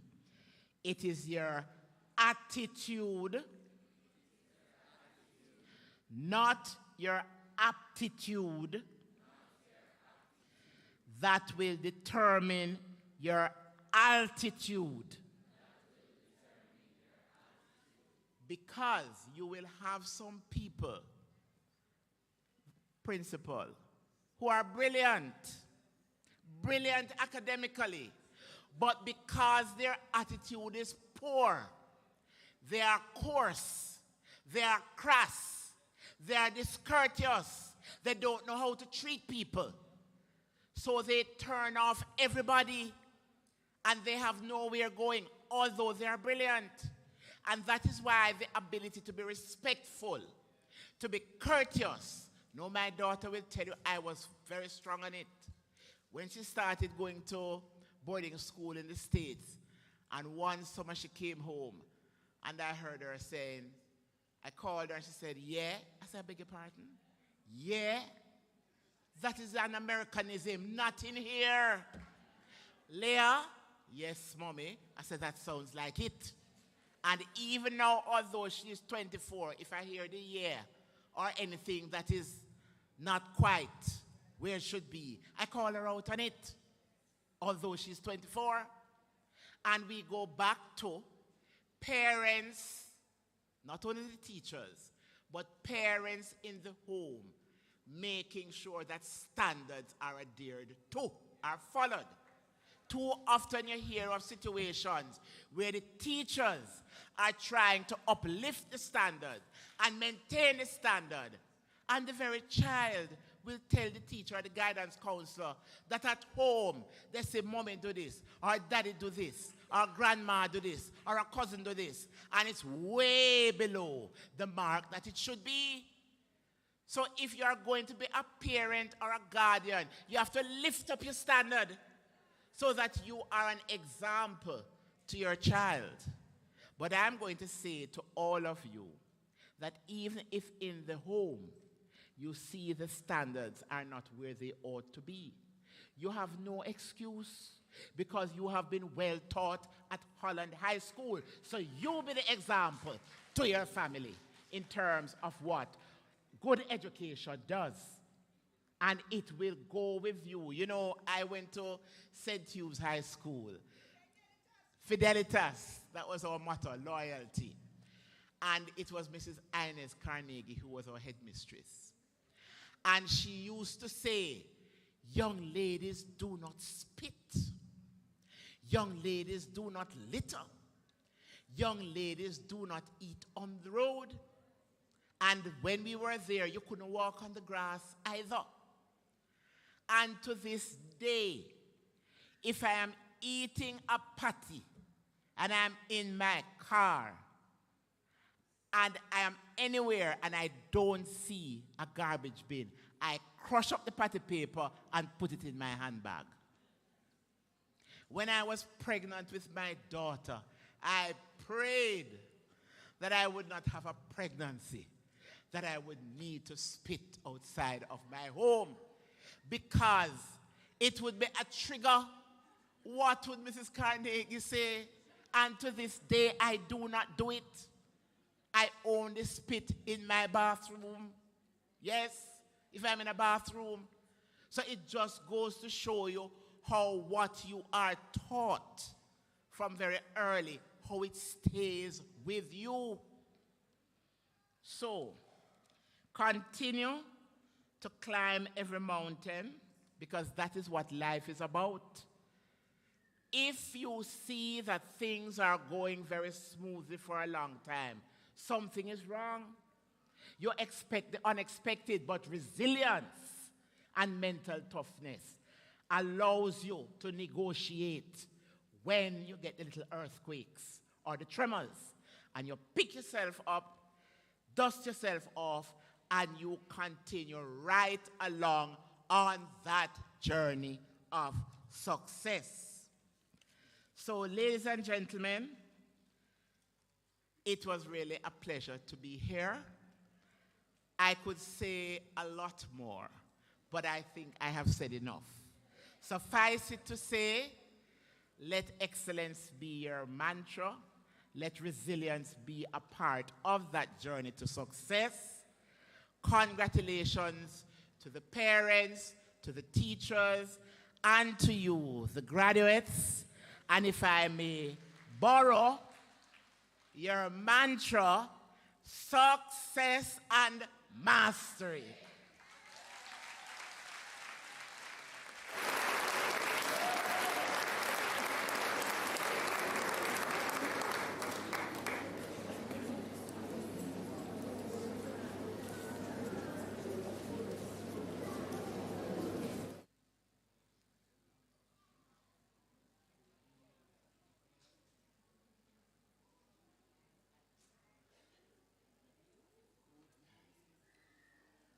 Good afternoon, everyone. Miss Llewellyn, could you join me, please?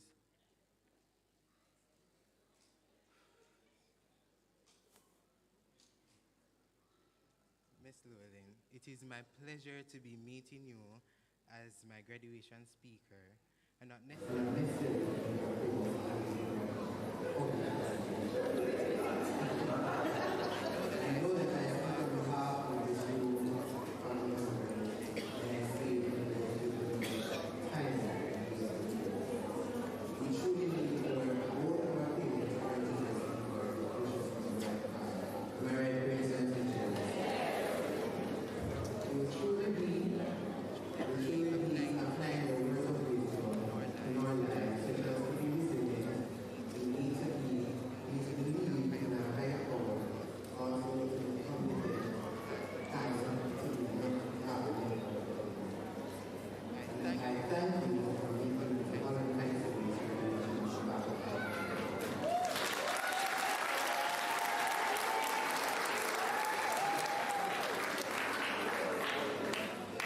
Thank you very much. Please let me apologize for the fact that I have another commitment in Kingston, so I will have to leave shortly.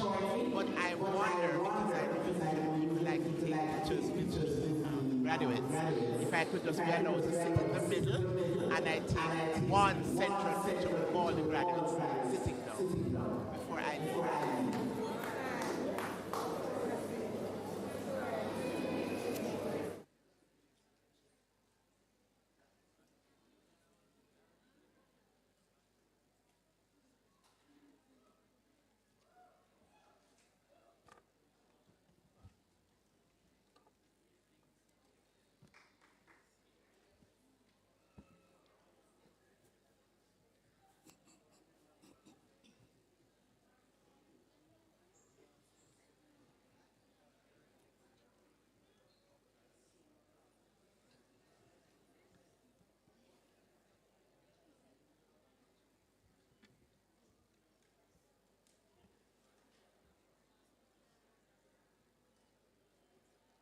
Good afternoon.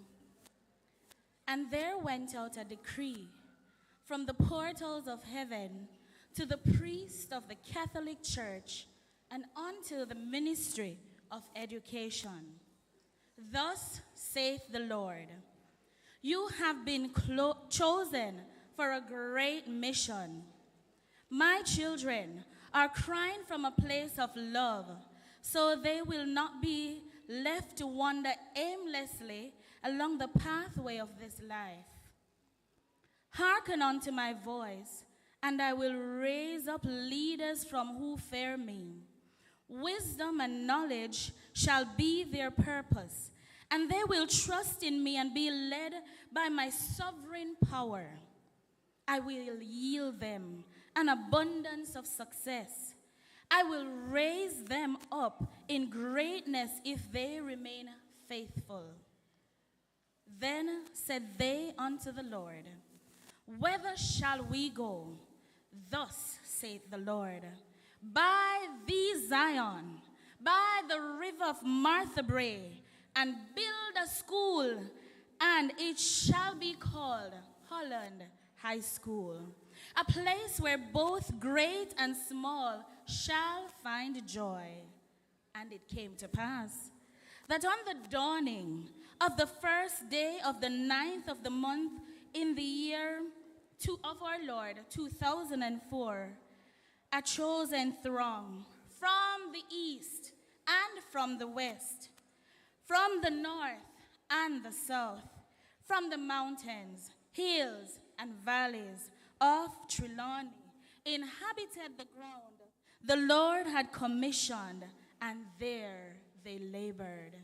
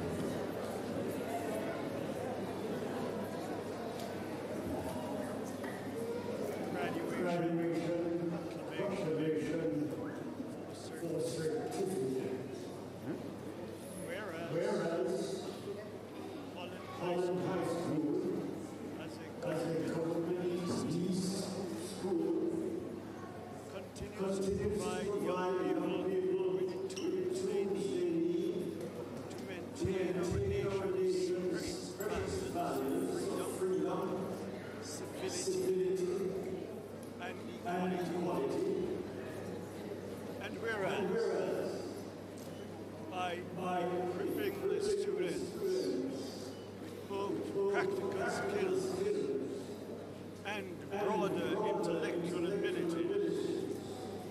This school gives them hope for and access to a productive future. Whereas, through the Board of Governors, community members, parents, educators, volunteers, business leaders, and elected officials united in a common mission. And whereas these students, now named, have attained an average exceeding 60% in 4 subjects, including mathematics or English, thereby qualifying for a certificate. Now, therefore, be it resolved that I, Mark Campbell, Vice Chairman of the Board of Governors of Holland High School in the parish of Trelawney, do hereby proclaim the named students as certificate awardees. I call upon all persons present to celebrate with these students.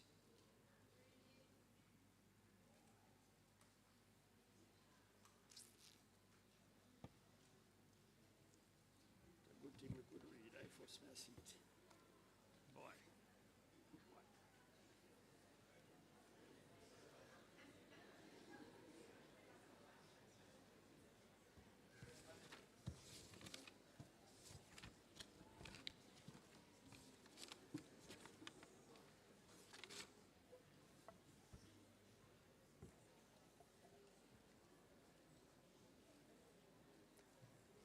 The following students have maintained an average of 60% in 3 or 4 academic subjects.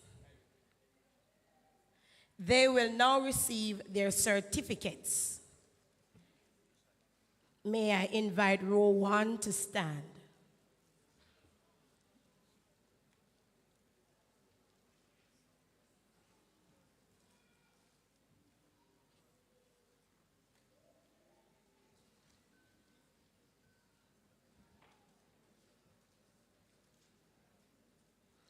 Bernicia Eccleston.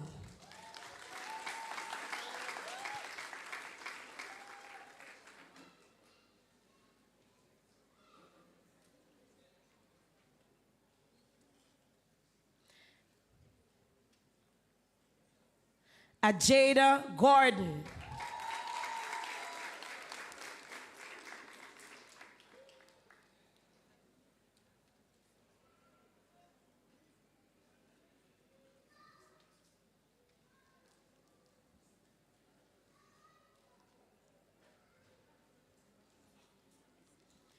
Michaela Harrison.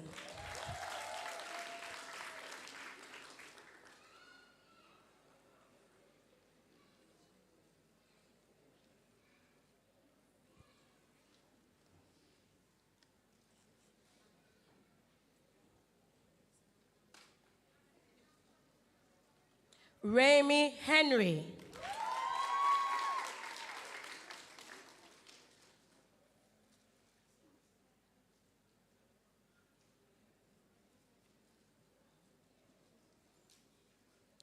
Tonian Wine.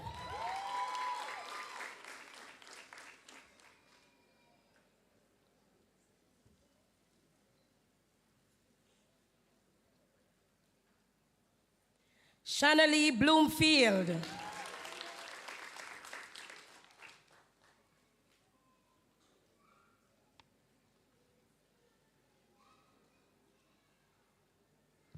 Sean Golden.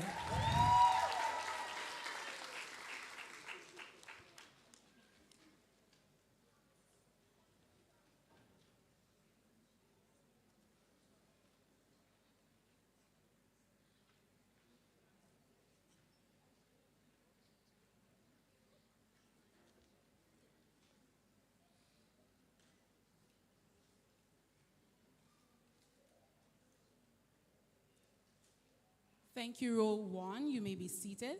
Row 2, please stand. Glaister Richards.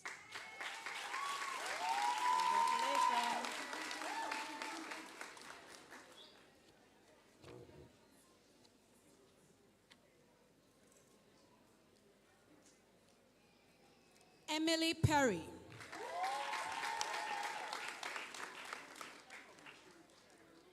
Kyrone Robinson.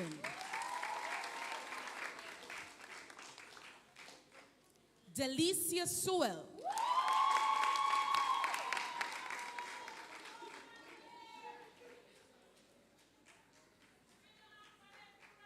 Chrisika Drummond.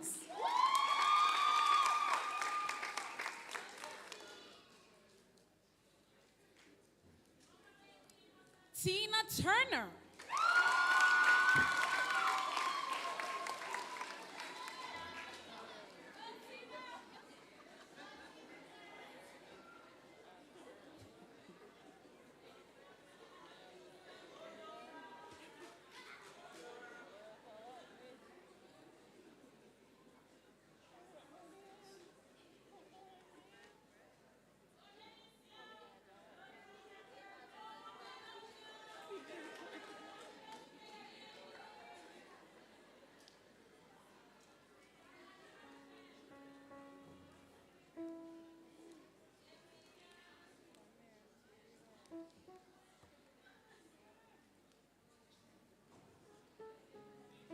Dana Kelly.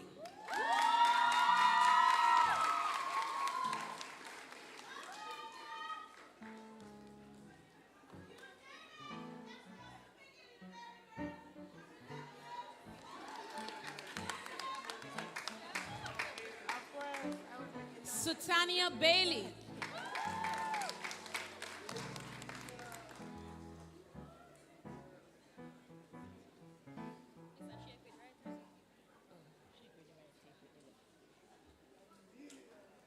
Amelia Brown.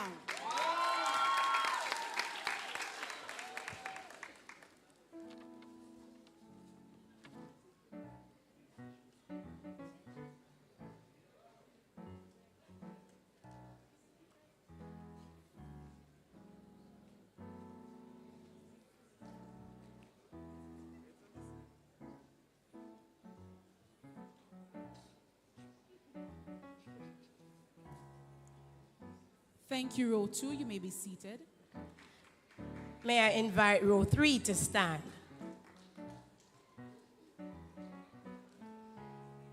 Leanna Reed.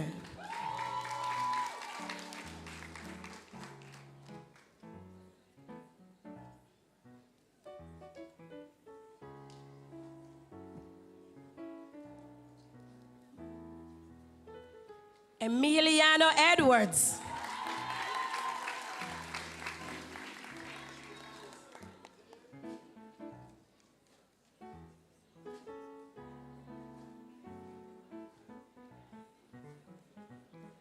Harissa Palmer.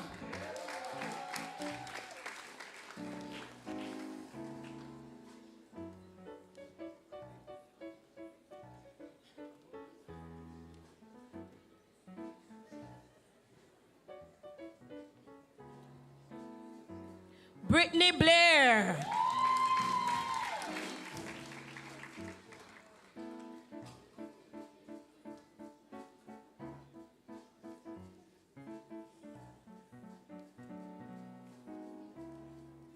Tony Ann Carter.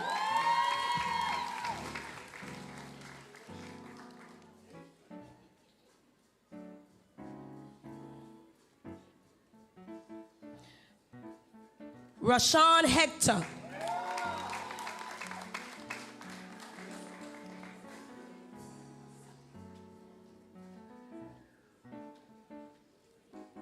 Malik Rose.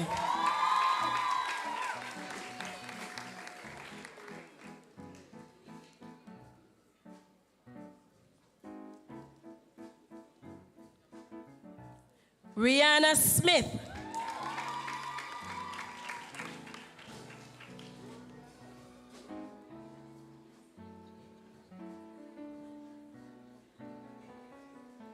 Chantel Young.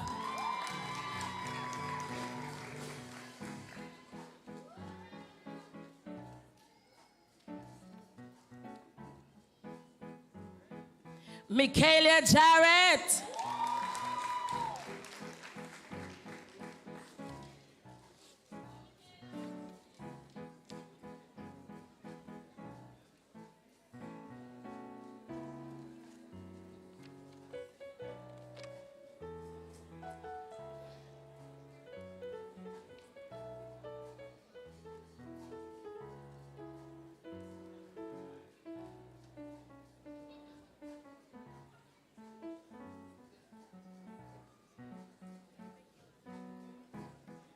Thank you, row 3. Row 4, stand, please.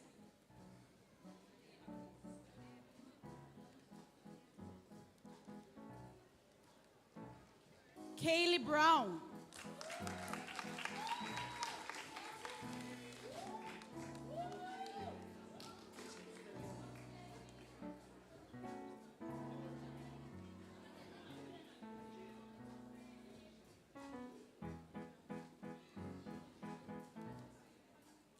Eliana Sarita Nunez.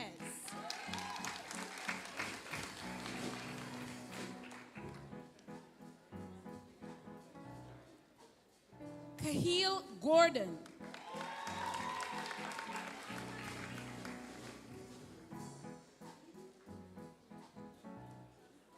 Avonia Harrison.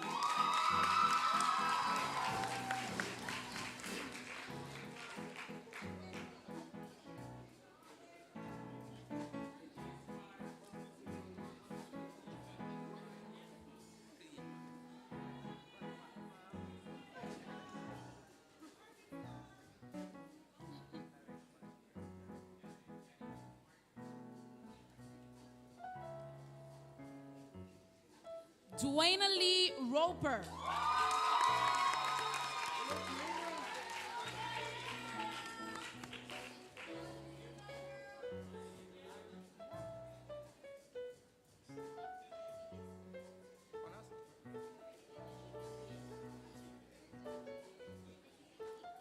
Dane Moss.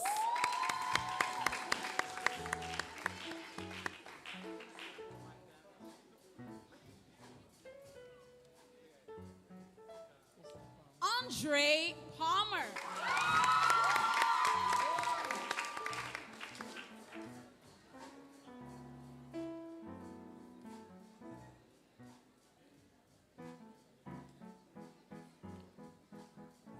Thank you, row 4. Please be seated. May I invite row 5 to stand?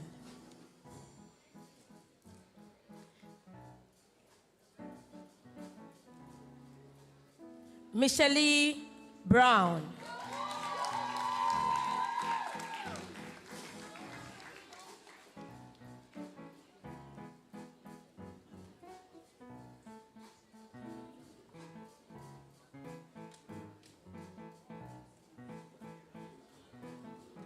Sidney McNaughton.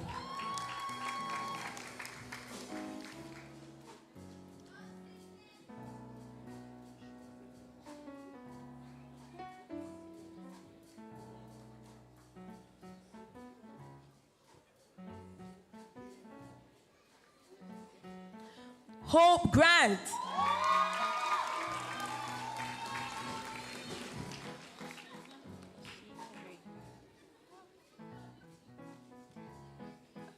Kashina Green.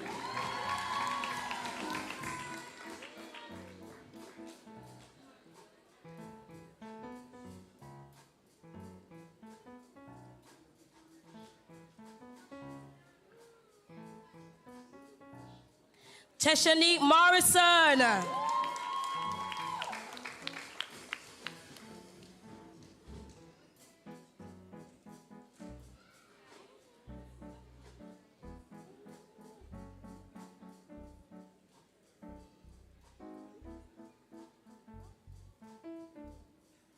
Jamie Scott.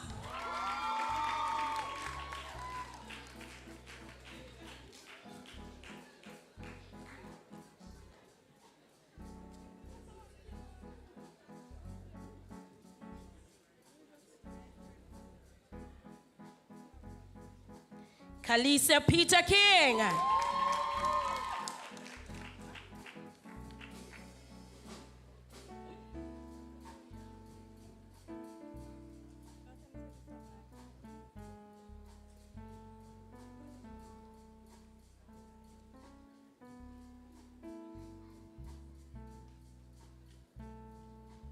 Dana Stewart.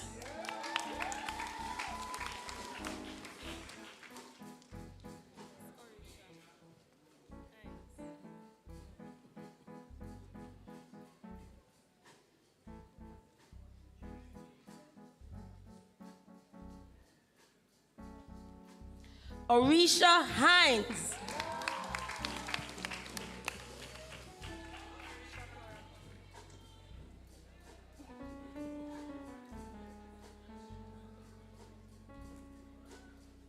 Shakora Comrie.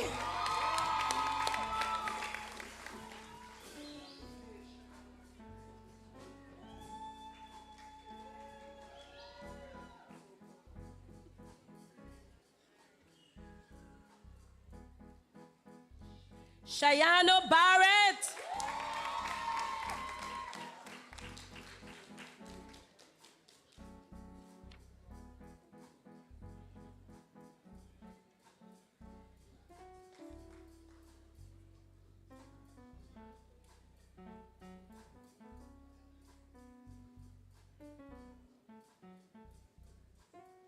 Row 5, please be seated. Row 6, kindly stand.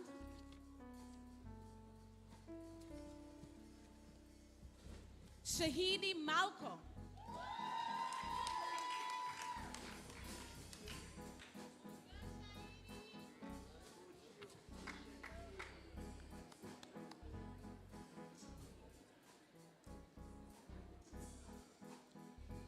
Giovanni Smith.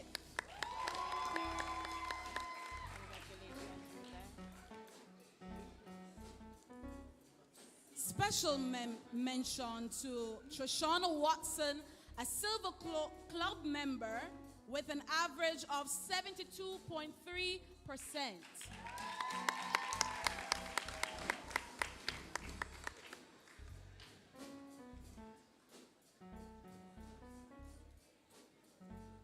Ruth Ann Campbell.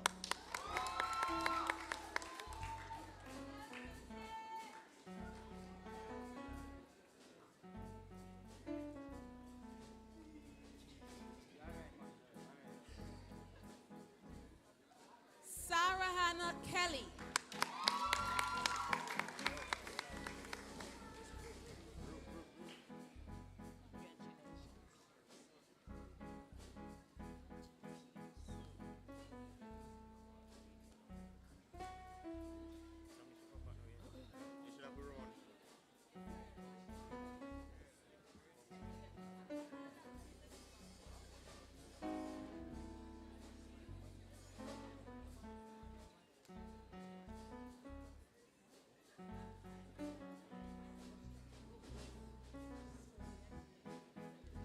Devontae Pearson.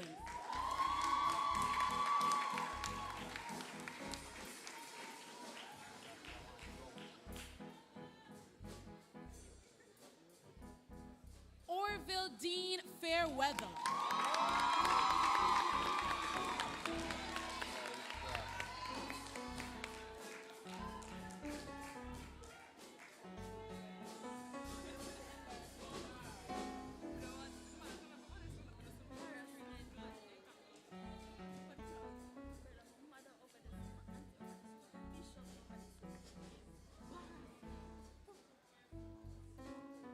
Michaelia Spence.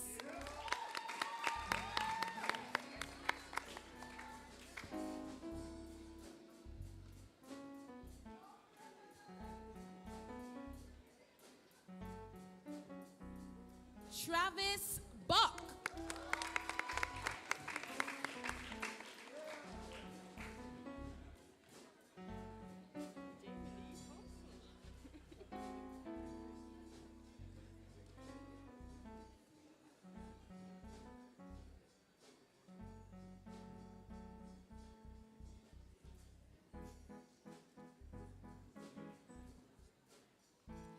Jamisha Foster.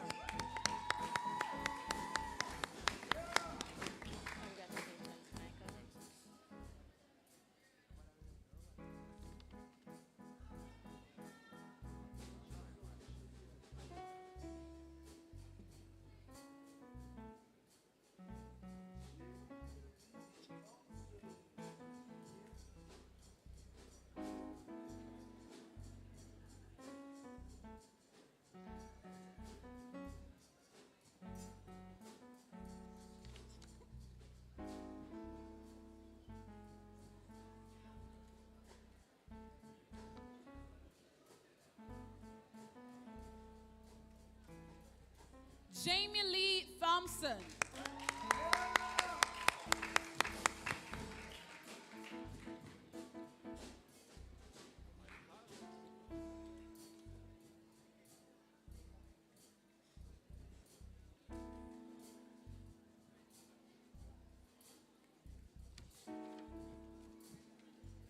Michael Green.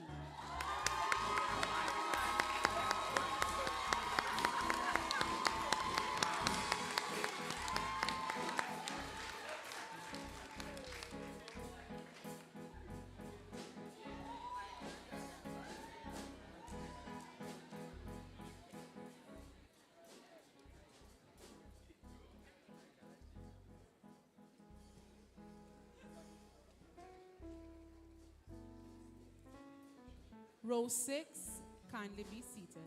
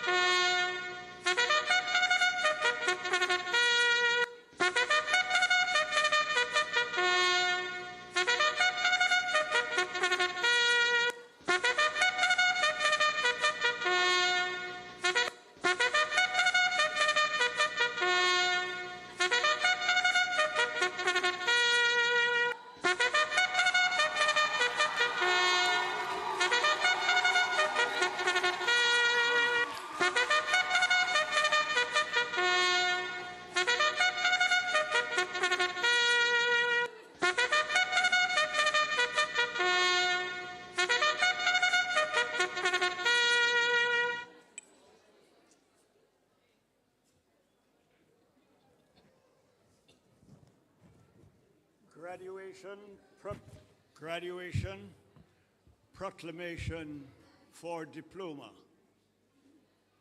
Whereas Holland High School, as a government-leased school, continues to provide young people with the tools they need to maintain our nation's precious values of freedom, civility, and equality.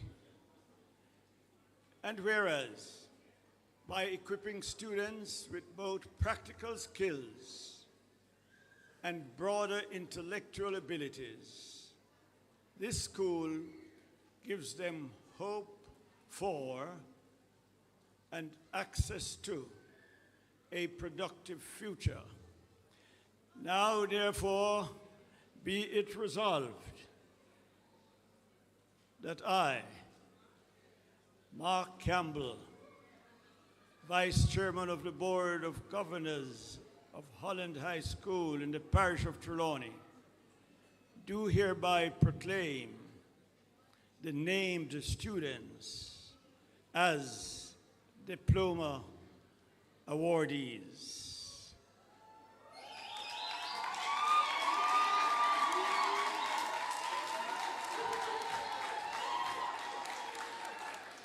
I call upon all persons present to celebrate with these students.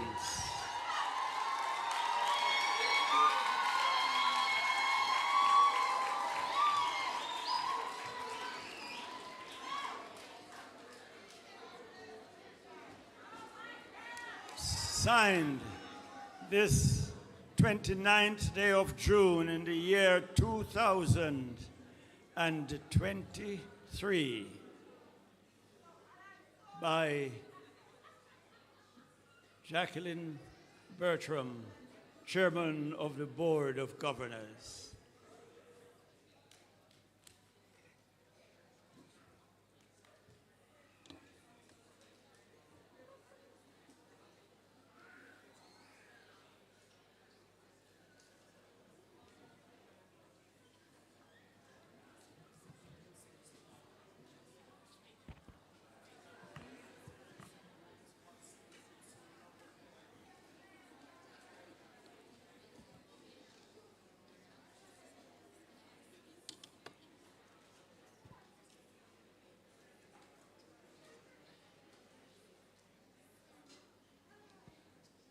Please be attentive, you can't miss this.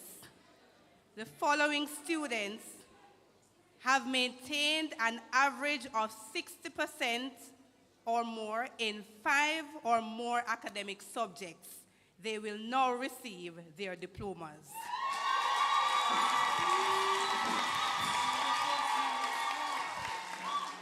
Shaquille Folks.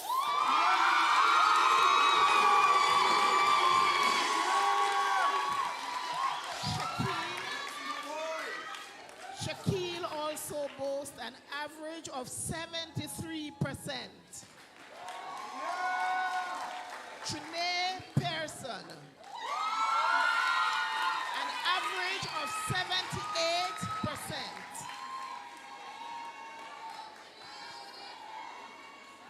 Dean Taylor.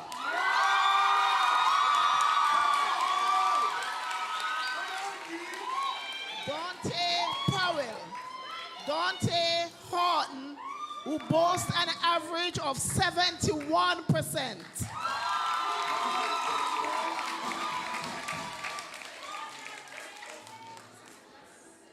Denicia Campbell.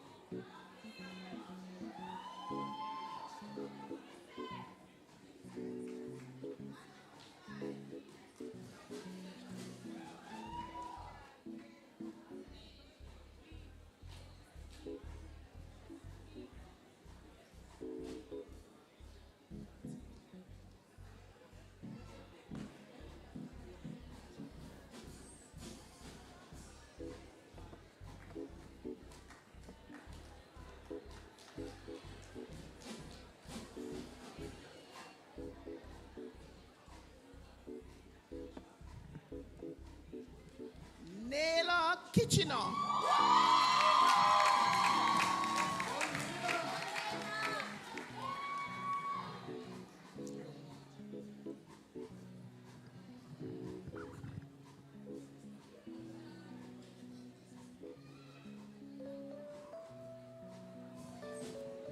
Dabria Wallace.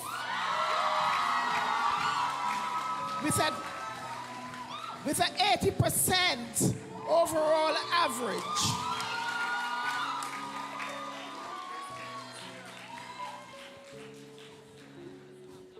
Parents, we're asking you to kindly be seated. Parents.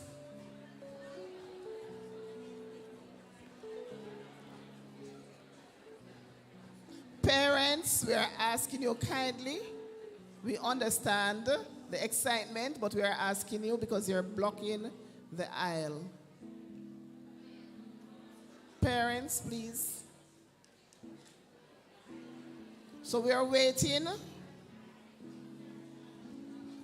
You will recall at the start I spoke about the amateur photographers. Please, if you're blocking anyone, we're going to stop the ceremony. So please, if you can remain in your seats and take the photographs, that's all right. But if you're standing and blocking others, the Board of Governors of Holland High School will discontinue this ceremony. Please, just respect one another and don't block the view of the parents. Thank you.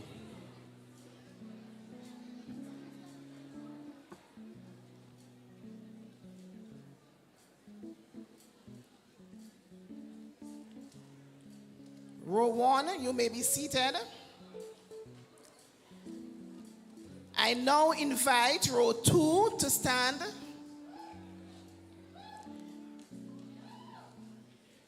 Daniela Samuels.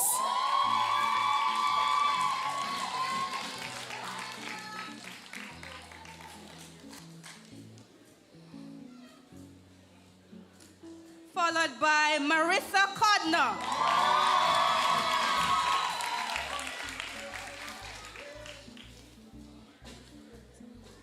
Kariah Nettleford.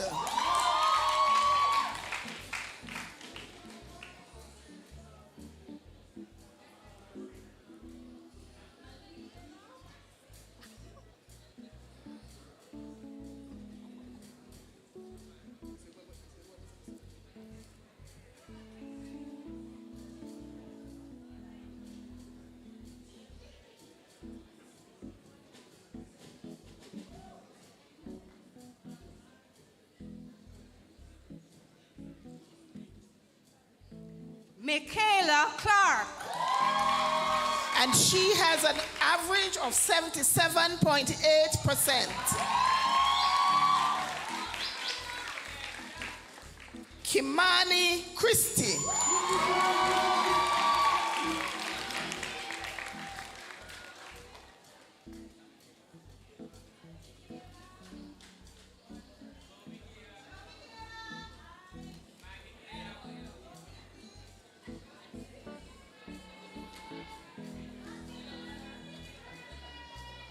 Amari Hilton. With an average of 73.5%.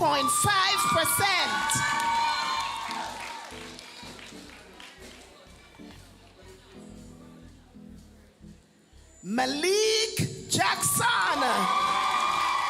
With an average of 71%.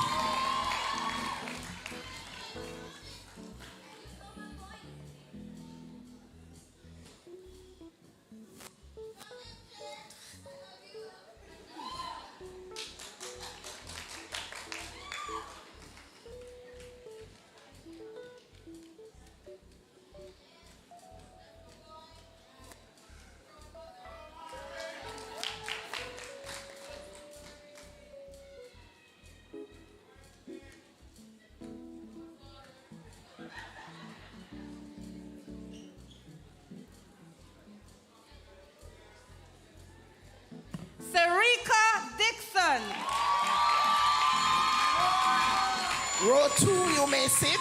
Row 2. I invite row 3 to stand.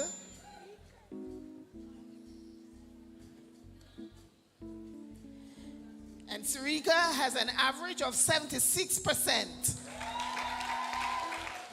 Dana Stewart with an average of 72.7%.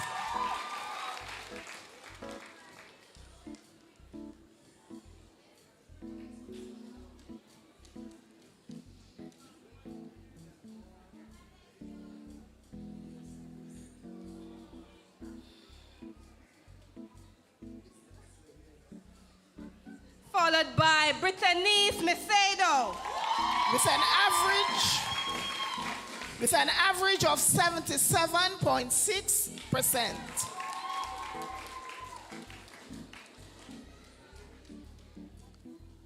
Howard Jarrett, 77.6%.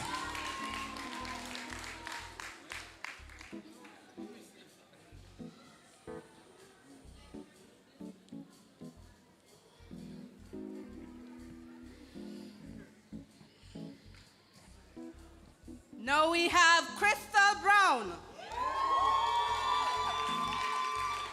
Followed by Zahir Lynch.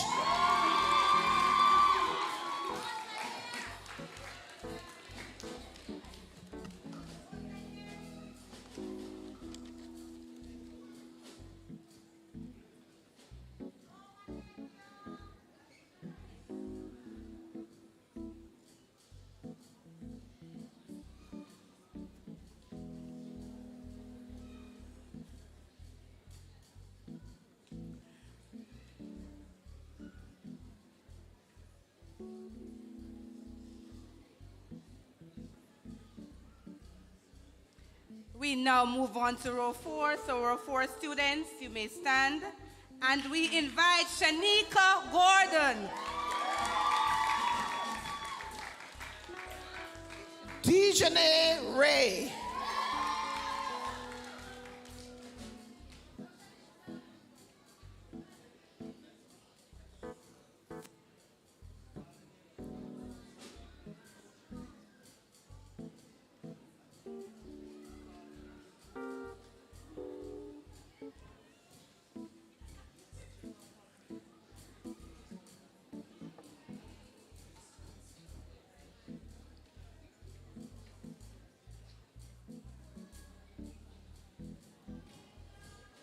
Coming next, we invite Amelia Buckner. Followed by Jamari Redway.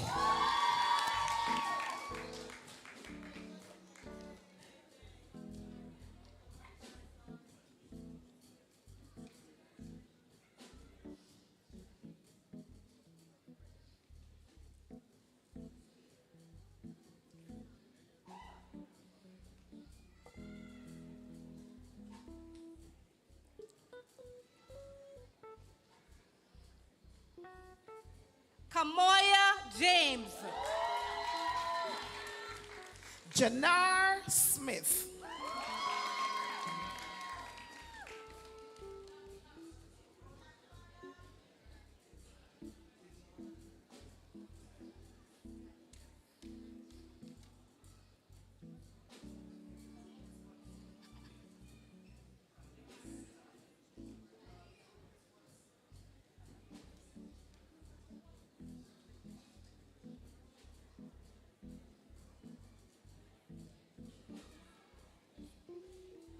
We invite Callista Mackenzie.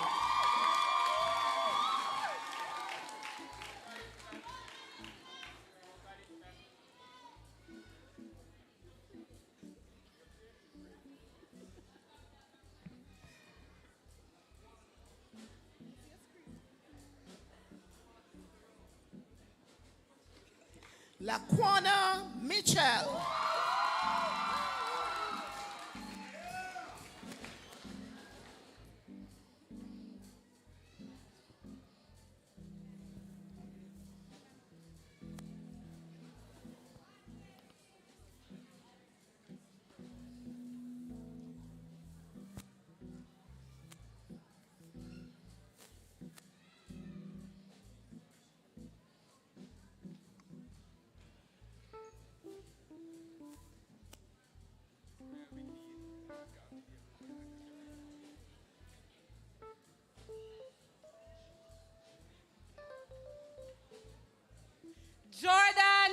Welsh.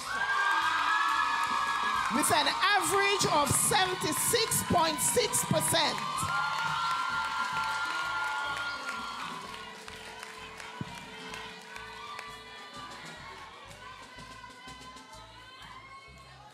Dillon Dixon, 75%.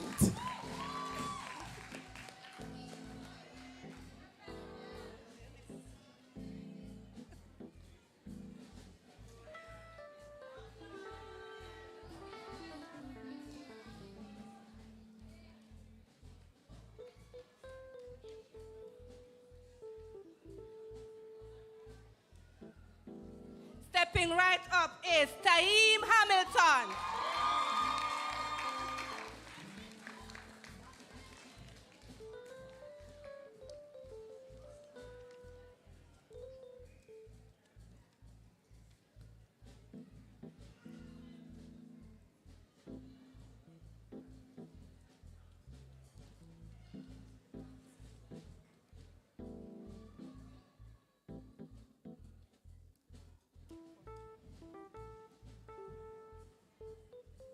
Row 4, you may be seated. I now invite row 5 to stand.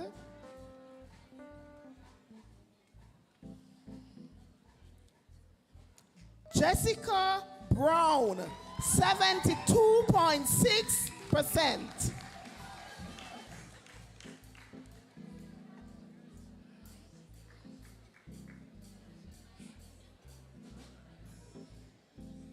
Ashanoy Wilson.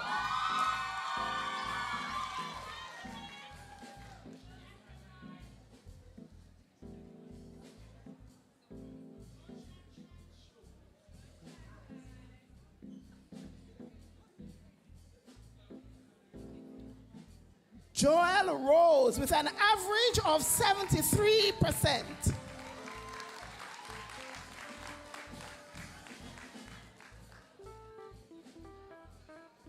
Janae Smith. And he boasts an average of 70.2%.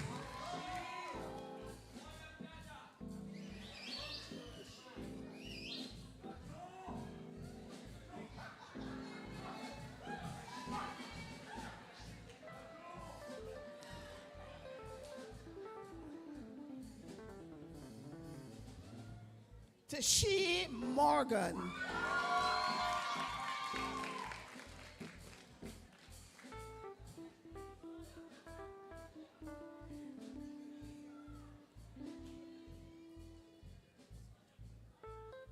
The row 5 students may be seated. And now we move right along. We move right along to row 6. Nikayla Minto. With an average of 71%.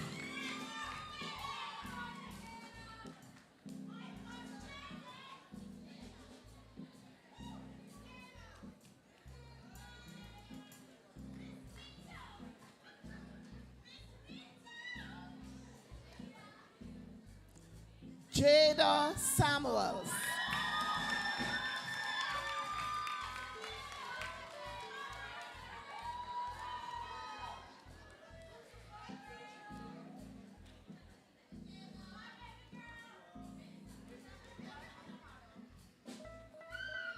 Mr. Richard Burton.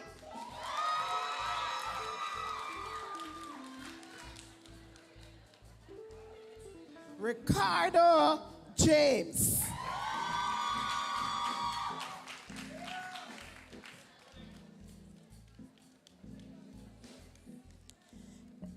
Can we put our hands together for all the diploma recipients?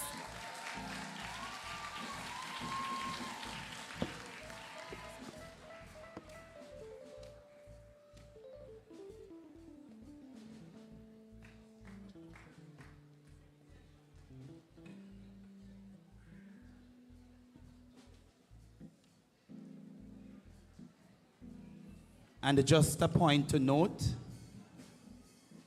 at Holland High School, we have single-sex classes.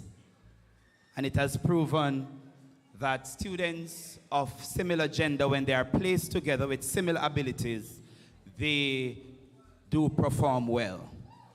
This evening, I'm here to tell you about 11 Peace.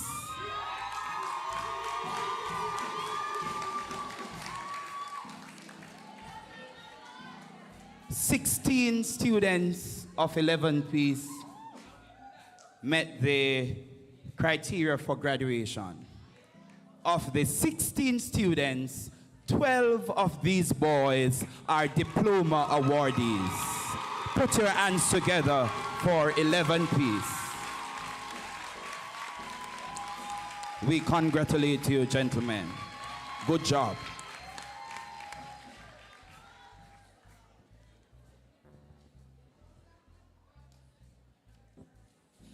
These students have distinguished themselves through their academic prowess in their respective classes.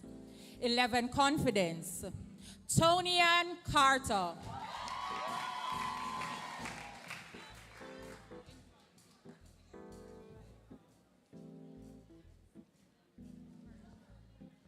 May I invite Mrs. Harry Shirley to make the presentation? Thank you.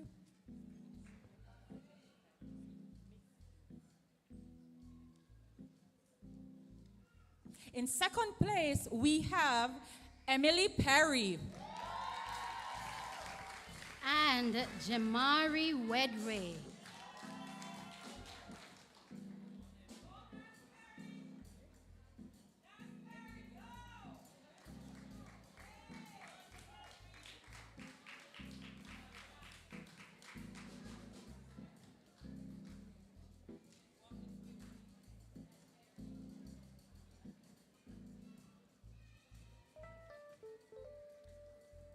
From 11 Hope, we have Michaela Clark. And Chrisika Drummonds.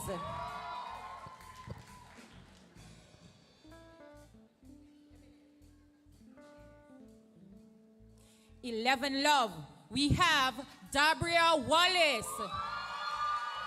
And in second place, Trinae Pearson.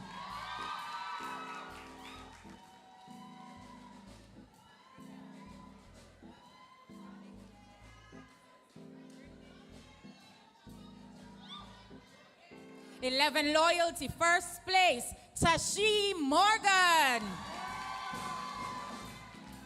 In second place, Orisha Hines.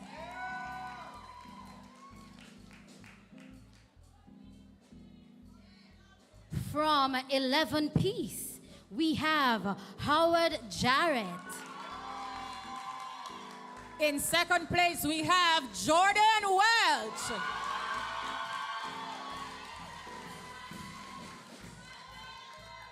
From 11 Truth, in first place, we have Sirika Dixon.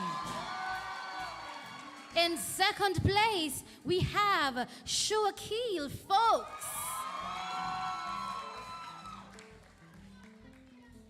The following students have achieved outstanding grades consistently throughout the past 2 years in respective subject areas.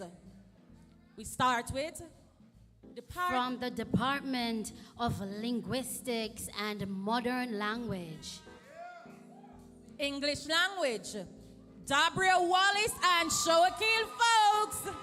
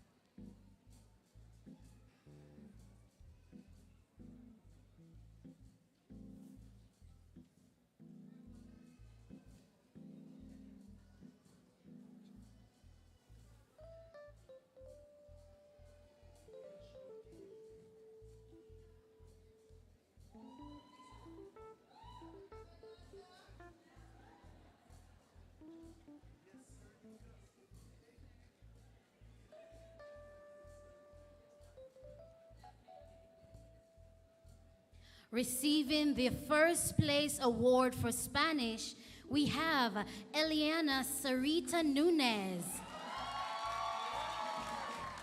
In second place, we have Dabria Wallace.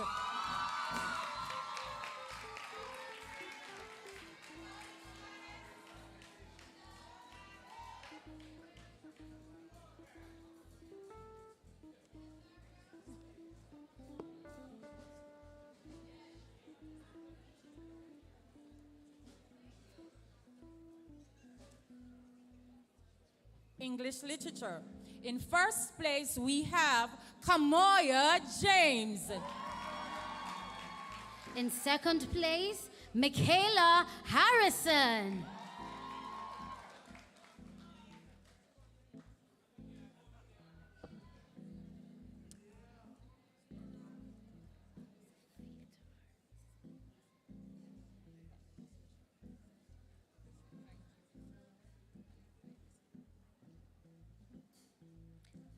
First place for theater arts, Chrisika Drummond.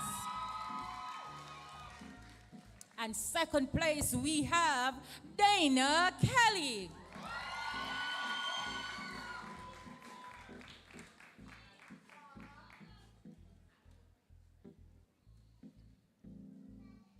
From the Department of Science and Physical Education, Integrated Science. In first place, we have Dana Stewart.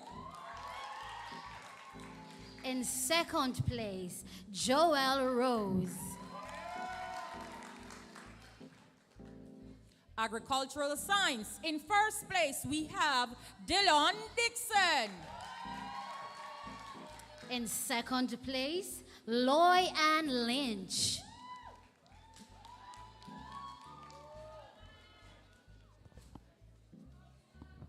Chemistry. In first place, we have Kamoya James. In second place, Dylan Dixon.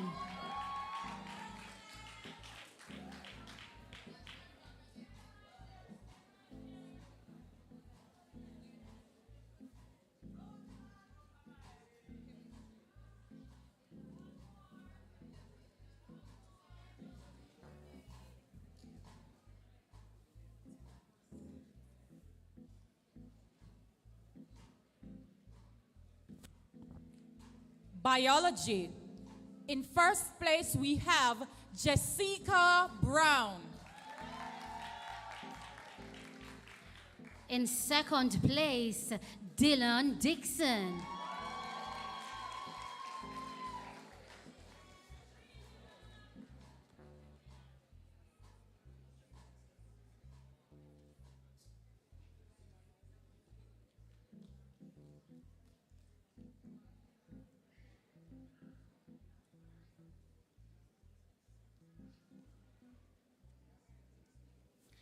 Physics. First place, Howard Jarrett. And in second place, we have Dana Stewart. Dana Kelly.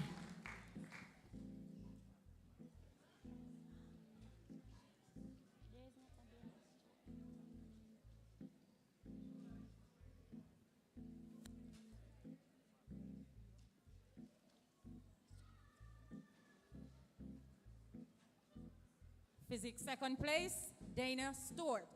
Now we move on to physical education. In first place, we have Amari Ilton.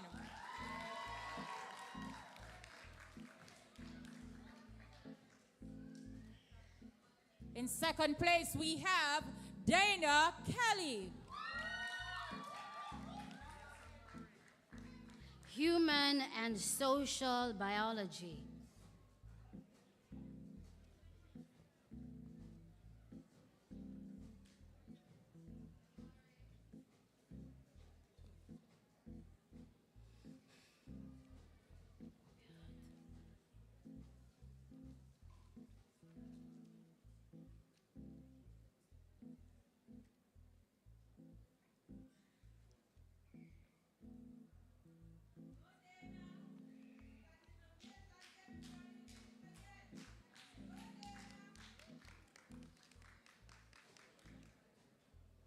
In first place, we have Dabria Wallace.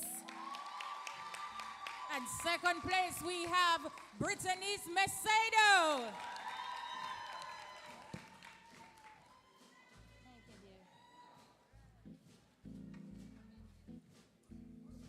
We now move on to the Department of Mathematics. In first place, we have Jordan Welch.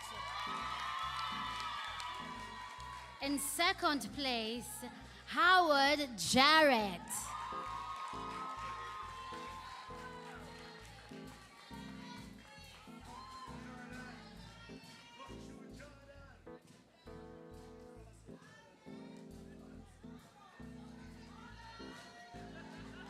Department of Social Sciences, Caribbean History. In first place, we have Trishana Watson.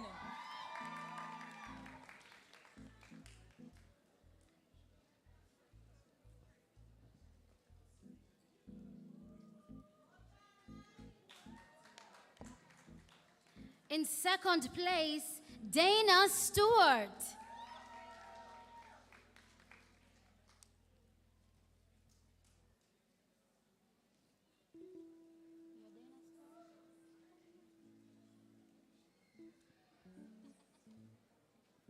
Religious education. In first place, we have Sirika Dixon. In second place, we have Tony Ann Carter.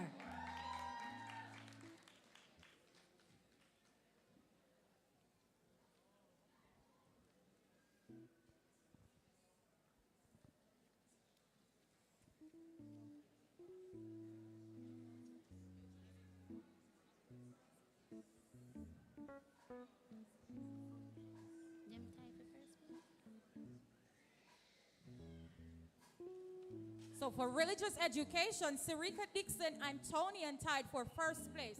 And for second place, we have Orisha Hines.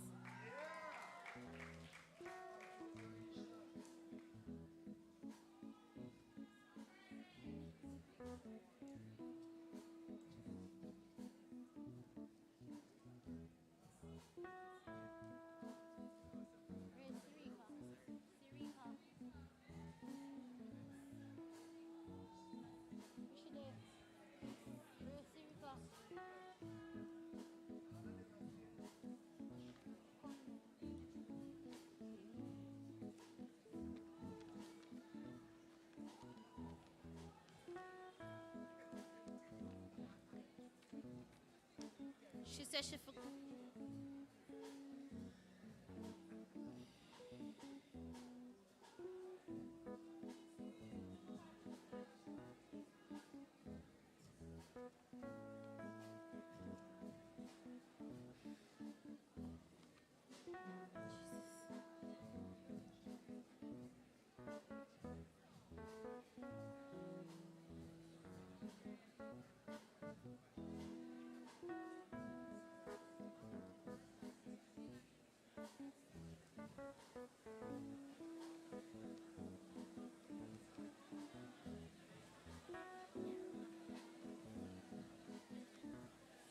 We now move to geography. In first place, we have Brittany Macedo. In second place, Jessica Brown. Social studies.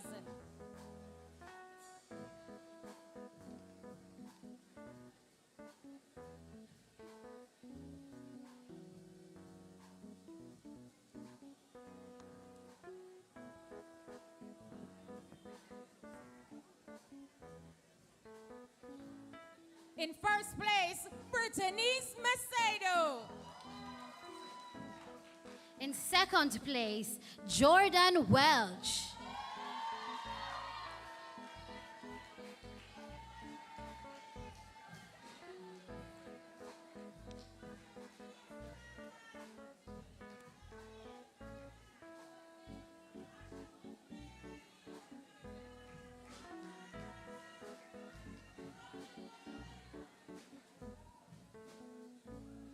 Thank you, Mrs. Shirley. I now invite Ms. Gober to make the following presentation.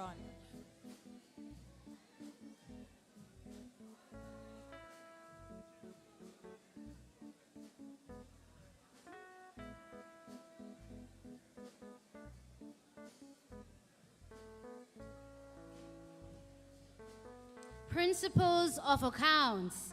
In first place, Taim Hamilton. Second place, Michaela Clark.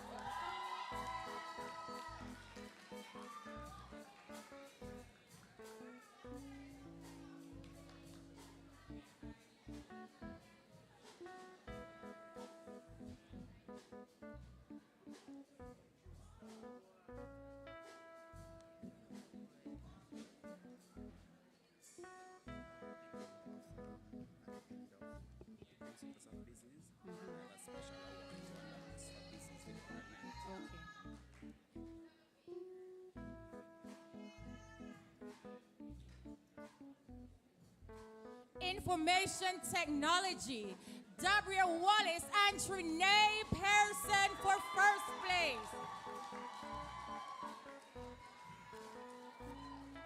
In second place, we have Brittany Smesado.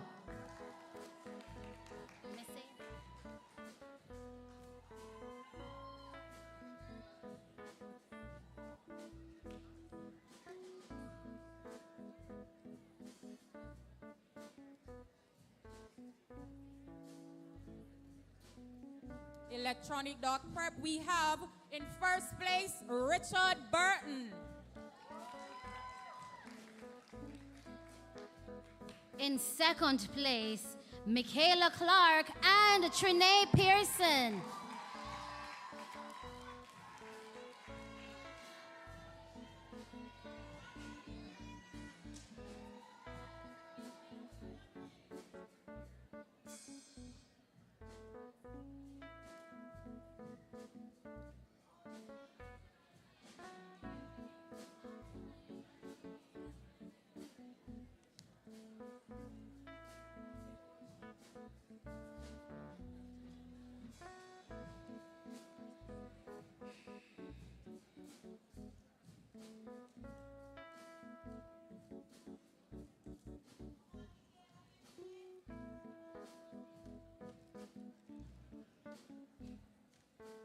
Office Administration, we have in first place, Dabria Wallace.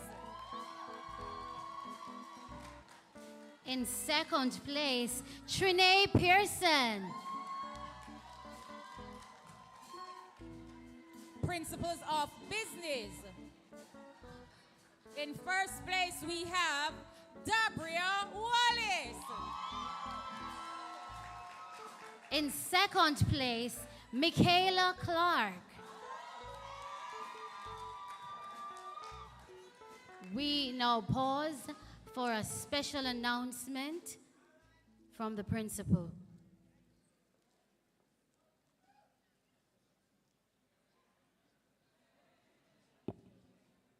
Holland High School is known for top performers in business education up to the Cape level.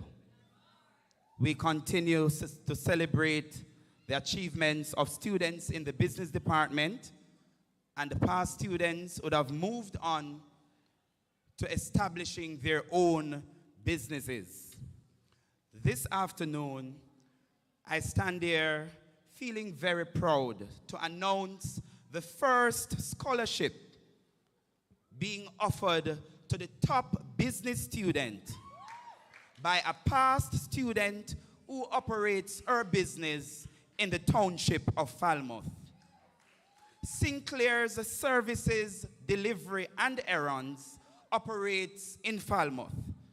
Christina Sinclair, a past student, was also one of the top business students in her time. This afternoon, Sinclair's Services is offering $50,000 to the top business student. It is my esteemed pleasure to invite Dabria Wallace the recipient of the first scholarship from Sinclair's Services Delivery and Errand.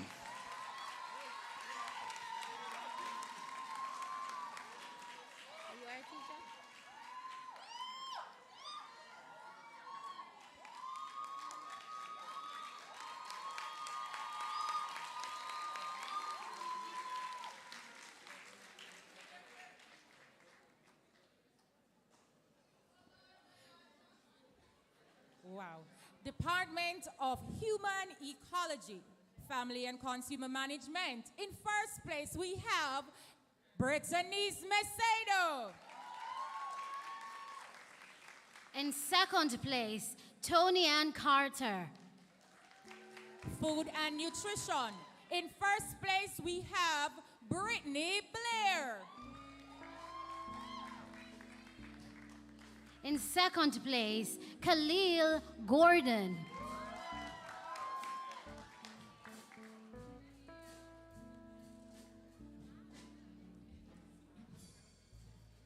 We move to clothing and textiles. In first place, we have Hope Grant.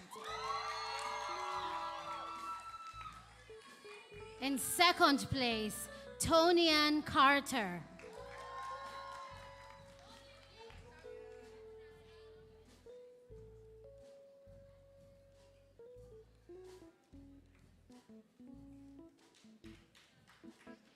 We now move to the Department of Technical and Vocational Studies. Electrical Technology. In first place, we have Howard Jarrett. In second place, Joel Rose.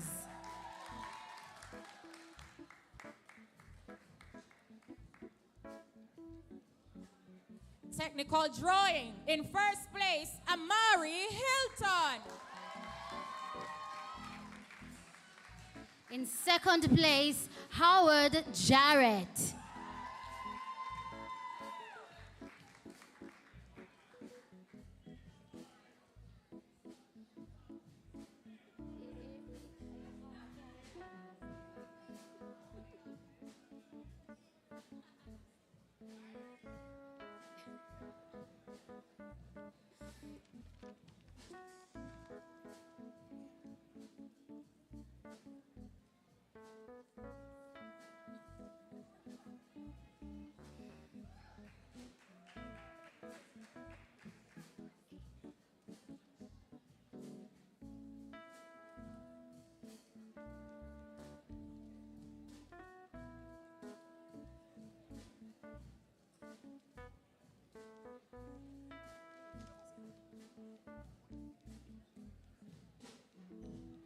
Visual Arts. In first place, we have Crystal Brown.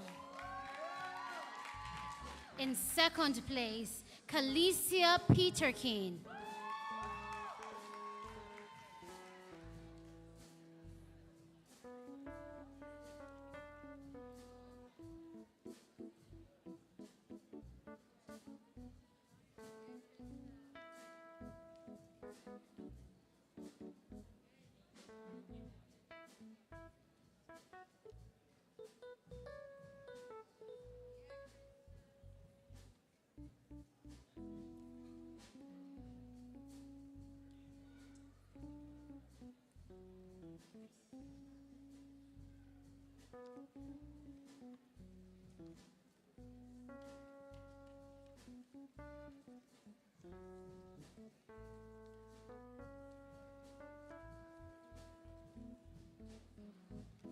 Second in the graduating class with an average of 78.76, we have Trinae Pearson.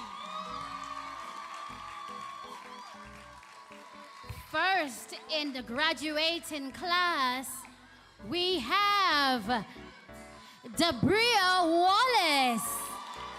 With an average of 80.2.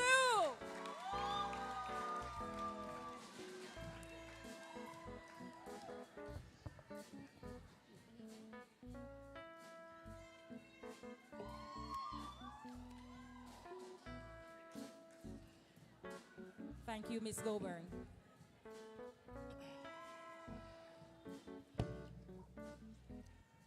Good afternoon, everyone. Many students are poised for greatness because of their social attributes, which we will now acknowledge. It is really an honor to stand here to present these special awards. We begin with most courteous.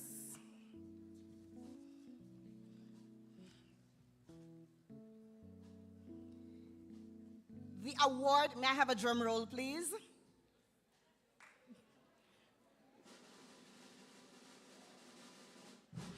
May I invite Mr. Campbell to assist with the presentation?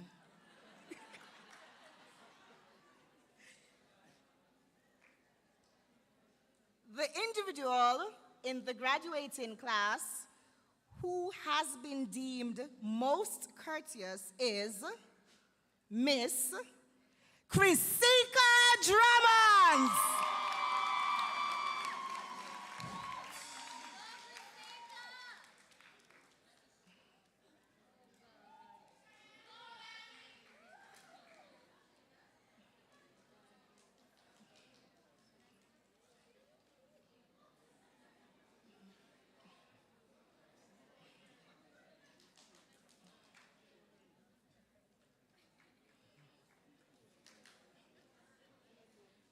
Please remain, Mr. Campbell, to assist with the second award. Now, we all know this generation of students are not the most helpful. However, among our graduating class, we have one student who was exemplary and has been deemed most helpful. This individual is no other than Miss Emily Perry.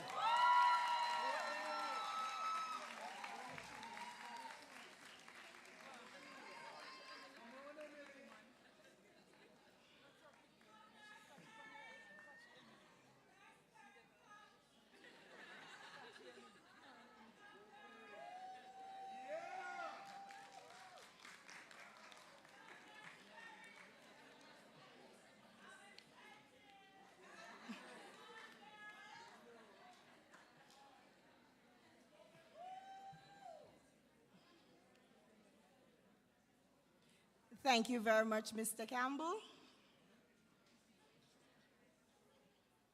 Thank you, Mr. Campbell. I now invite Mrs. Parry Shirley to assist with these presentations.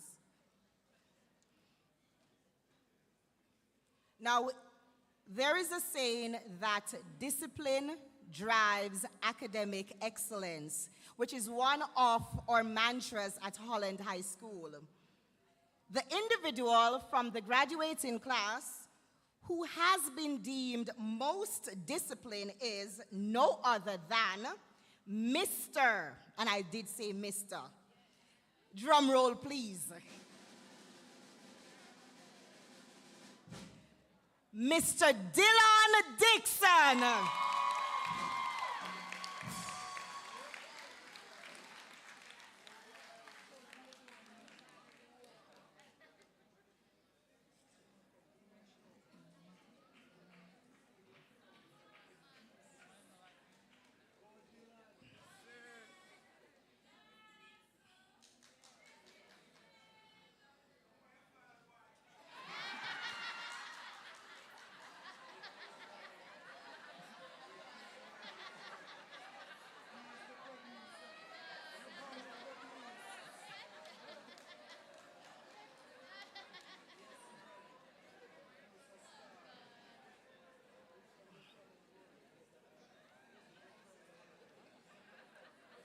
All right, asking Mrs. Parry Shirley to remain standing. Now, the next award is our Community Service Award.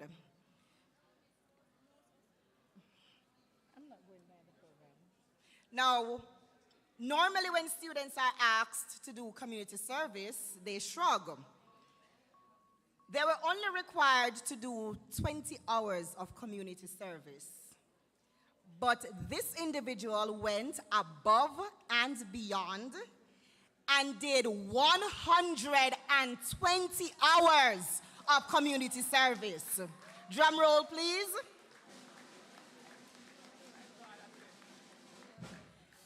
This individual is no other than Miss Amelia Brown.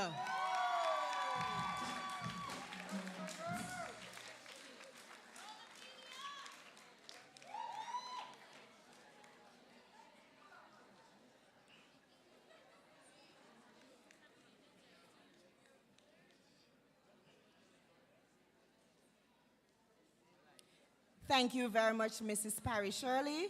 May I now invite Ms. Goburn to assist with these presentations.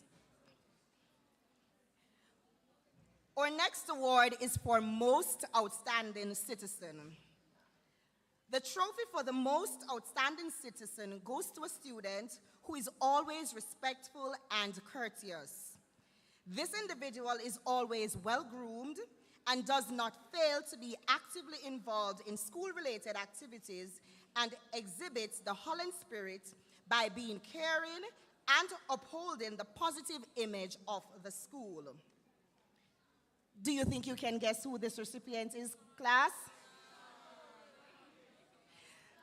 The award for Most Outstanding Citizen in the batch of 2023 goes to no other than Mr. Drumroll,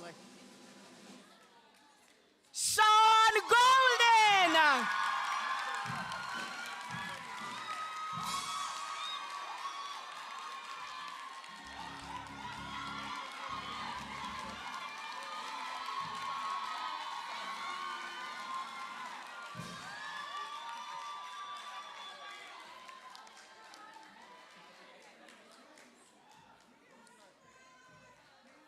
Our next award is the Humanitarian Award.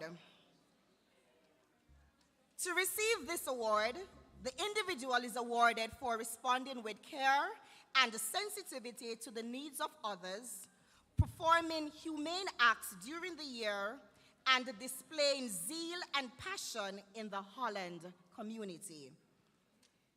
This individual this afternoon from the batch of 2023 is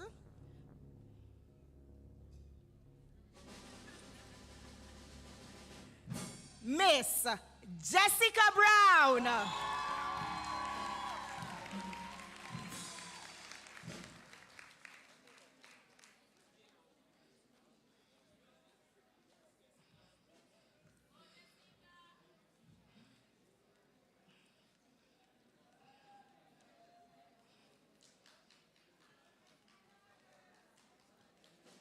Thank you very much, Ms. Goburn. I now invite our Vice Principal, Miss Roxanne Blagrove, to assist.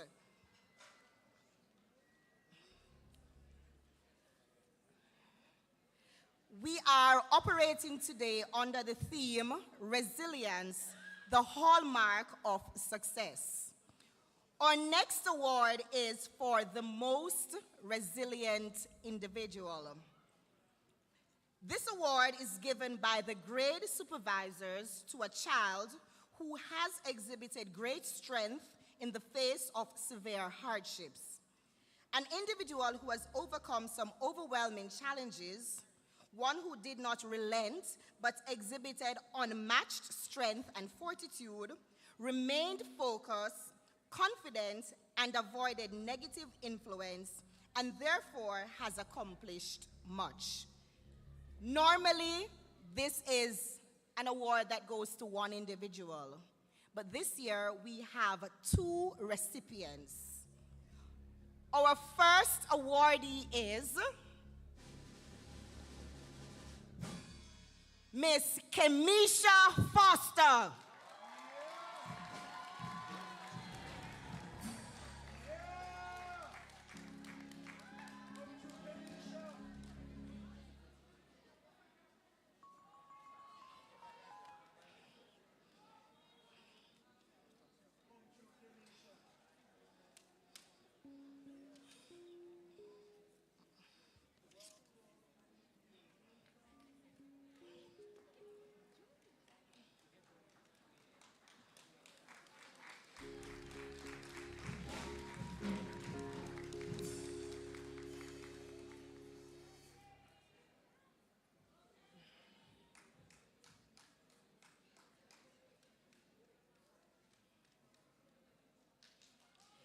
And the second awardee is Mr. Emiliano Edwards.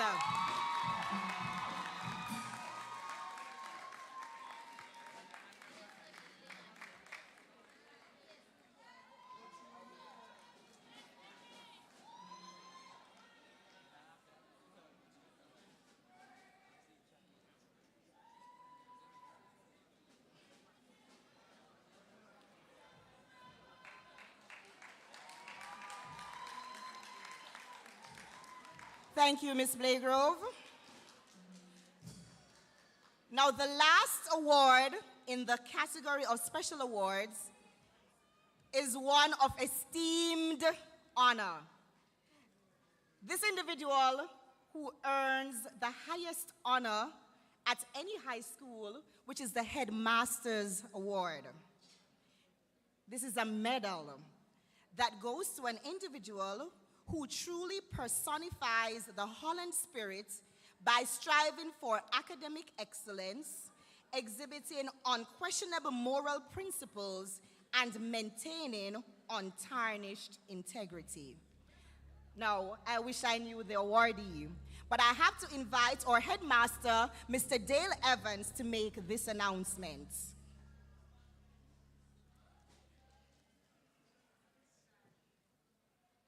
Thank you, Miss Young. I continue to say, who is that girl? The 2023 graduating class presented a huge challenge in selecting a student from the batch who would have exemplified the criteria for the Principal's Award. Yes, you heard me, principal. We are in the 21st century. Good? This evening, it is my esteemed pleasure to invite this academic to the front of the graduating class, one who exemplified strength, determination, and also the will to achieve. Consistency is one of his words. And I can tell you, he has been consistent from grade 7, and you would have heard it. My choice this afternoon for the Principal's Award is no other than Dylan Dixon.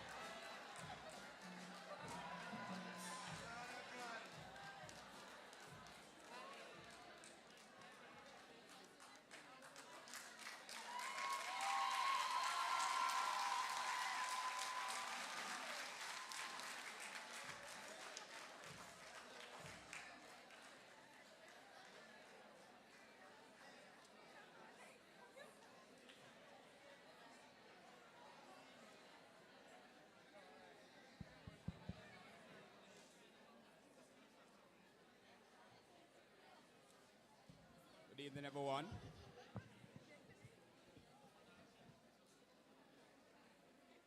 May I invite the graduating class to stand?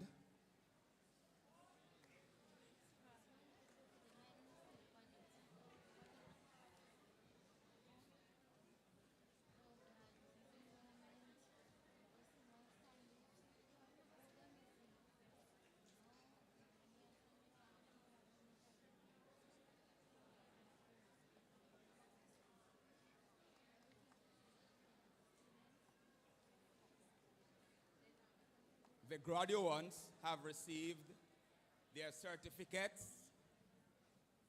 their diplomas, and their special awards. As a senior teacher of Holland High School, I now present to you the graduating class of 2023. Come on, let's put our hands together for the graduating class of 2023.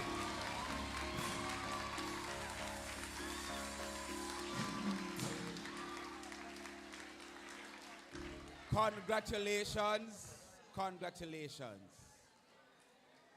Please be seated.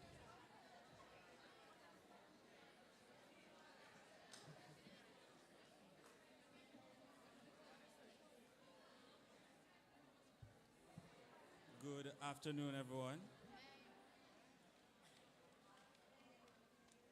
And now, said the Lord, by the end of the 5th year, you will see that I have protected my people from evil and danger. I have granted them increase in knowledge. They have come together as children from the same household.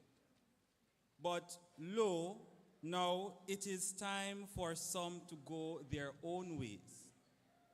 They shall no longer dwell into the land of Zion, but they will always be sons and daughters of Holland. Thus saith the Lord, these children will be great. I will kindle a flame of ambition that will engulf them, and I will raise them up to be builders of this nation, who will share their prosperity with others. And the Lord smiled upon the occupants of the house of Holland, and he said, you are my people, and I will be with you always. I will uphold you to the very end. Selah.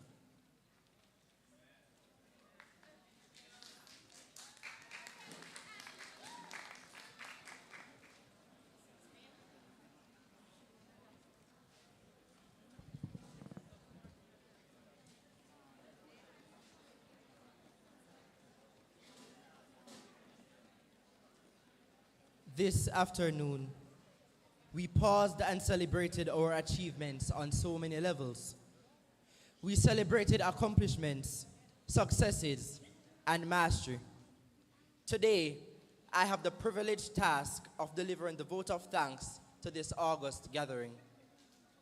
I am certain we will all agree that graduation 2023 has been a splendid ceremony, decorated and infused with gems of excellence throughout. Chairman of the Board of Governors, Mrs. Jacqueline Bertram. Vice Chairman, Mr. Mark Campbell. Founding Chairman, Father Carl Clark, and other members of the board. Education Officer, Mrs. Parry Shirley, and other ministry officials. Thank you for your continued support. Guest speaker, Ms. Paula Llewellyn, Director of Public Prosecutions. Our principal, Mr. Dale Evans. Vice Principal, Ms. Roxanne Blagrove. Members of the teaching, administrative, and ancillary staff. Distinguished guests, ladies and gentlemen, boys and girls, fellow students, a pleasant afternoon. The first order of business is to thank our Heavenly Father for making this unique opportunity possible. This moment is an extremely profound moment because we have literally navigated through the rough waters of a once-in-a-century pandemic for part of our journey and lived to tell the tale. We refuse, and I repeat, we refuse to downplay such an awesome moment, and so raise a resounding praise to God and say truly, the providence of God has provided. I would also like to extend a profound appreciation to our chairman, Mrs. Jacqueline Bertram, vice chairman, Mr. Mark Campbell, and other members of the Board of Governors for always making provisions for us to excel in every area of our lives. Principal, Mr. Dale Evans, you continue to see us as special with the ability to do and achieve the extraordinary. Thanks for always ensuring that we do the right things in the right way. Vice Principal, Ms. Roxanne Blagrove, thank you for refusing to give up on us, sometimes overlooking our stubborn tendencies and guiding us throughout our 5 years. Members of the academic, administrative, and the ancillary staff who have pulled out all the stops, gone above and beyond the call of duty to achieve the seamless execution of our function, with only intrinsic motivation to do the work that you do. We are extremely appreciative of your fervent dedication. Achieving success would never have come to fruition without you. Father Carl Clark, we are thankful for the sacrifice you make to always be present to support us. Education Officer, Mrs. Parry Shirley, thanks for your continued support to our institution. We were just fortunate enough to have had the inspirational, brilliant guest speaker, Ms. Paula Llewellyn, to empower and deposit food for thought into our psyche. Ms. Llewellyn, thank you for motivating us to pursue excellence and to be the change in our society today. It has impacted each member of the class of 2023. Members of the choir, Mrs. Timol, Mr. Treasure, saxophone player, Mr. Messam, and other musicians. Our program could not have had the tuneful flair without your soulful renditions. Thank you for your participation. Can a plane operate functionally without its technicians? It most definitely can't. An event like this must certainly have individuals working in the background, planning and ensuring a seamless execution of our school leaving function. It is for this reason we thank the members of the organizing committee headed by Mrs. Cahelia Walker-Samuels. Student participants, a ceremony like this requires the participation of skillful students, and so we say thank you to every student who had one thing or another to do with the execution of today's ceremony. To the management of this hotel, thanks for accommodating us and for providing a supportive staff so that the setting up exercise was not too stressful. Photographer and videographer, thanks for giving this event longevity and a great degree of posterity by enabling us to have photographic recording of all the activities. Parents and guardians, undoubtedly, your role in our lives is the springboard on which we have launched our aspirations to succeed. We readily acknowledge that we do not always show the gratitude necessary for all the sacrificial giving of your time and resources, but today, we want to register our wholehearted thanks to you, our parents, guardians, and grandparents. Take a well-deserved bow. We thank you. Fellow students, class of 2023, your presence here have made this function possible. Because of your tenacity, you are able to be a part of this celebration. Thanks for being here. Grade 11s. Success and mastery. Grade 11s. Success and mastery. Thank you.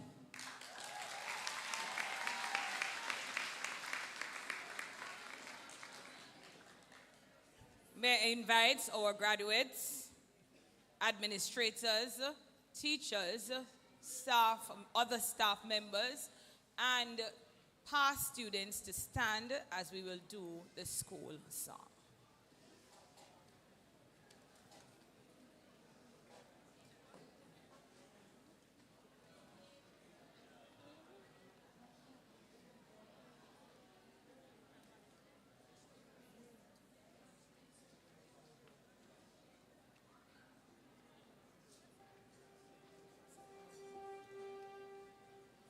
From valley, hills, and mountains, through plains and rough terrains, to the gates of Holland we enter, our purpose to proclaim.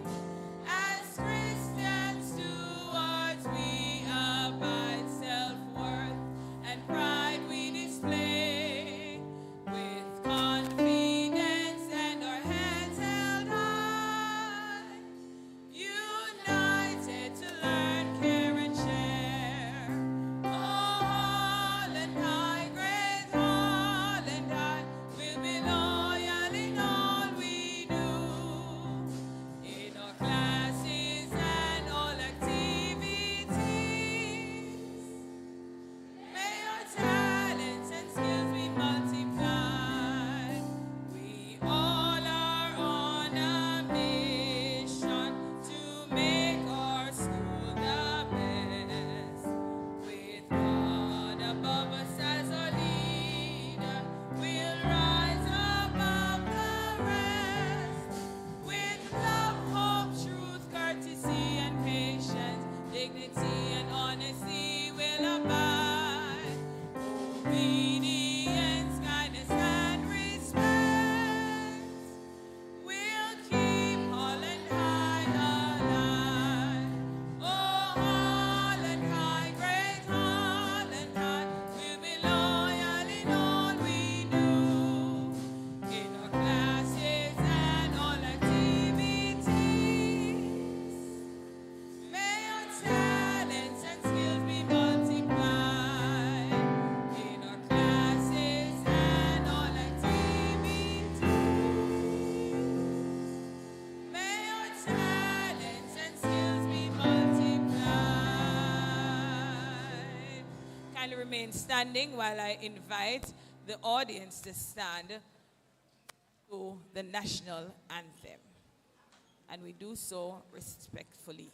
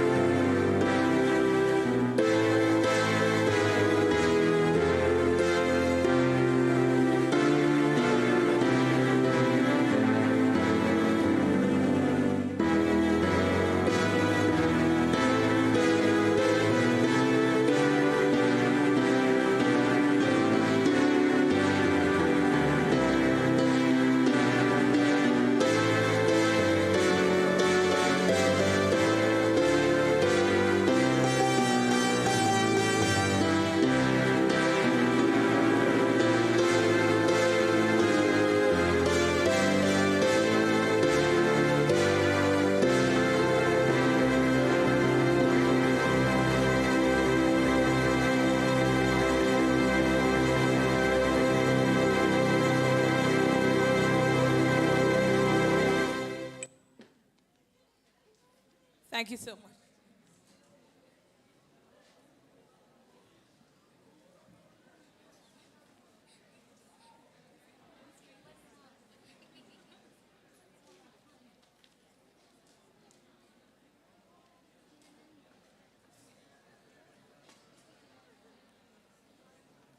The torch is a symbol of harmony, goodwill, hope, and It signifies, ladies and gentlemen, I'm asking you kindly, please remain seated until all the graduates would have left their position. Ladies and gentlemen, I'm asking you kindly, please be seated.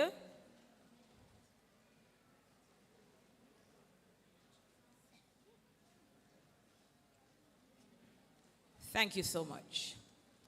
The torch is a symbol of harmony, goodwill, hope, and continuity. It signifies the end of a phase of the academic journey and heralds the beginning of the other. The torch is used to indicate the presence of light, even amidst positive values and attitudes, and perpetuate all that is upright, honest, and exemplary.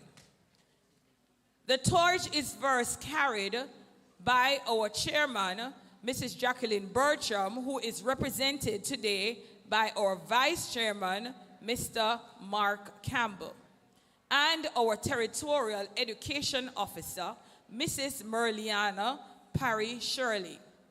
Persons with great vision and commitment. It is then handed over to our principal, Mr. Dale Evans, and vice principal, Miss Roxanne Blagrove. They have the mammoth task of keeping the ship on course. The flame is passed on to our outgoing head students, Shoakil Folks and Dabria Wallace. They have been great stewards, and they will now hand over to the other students. Finally,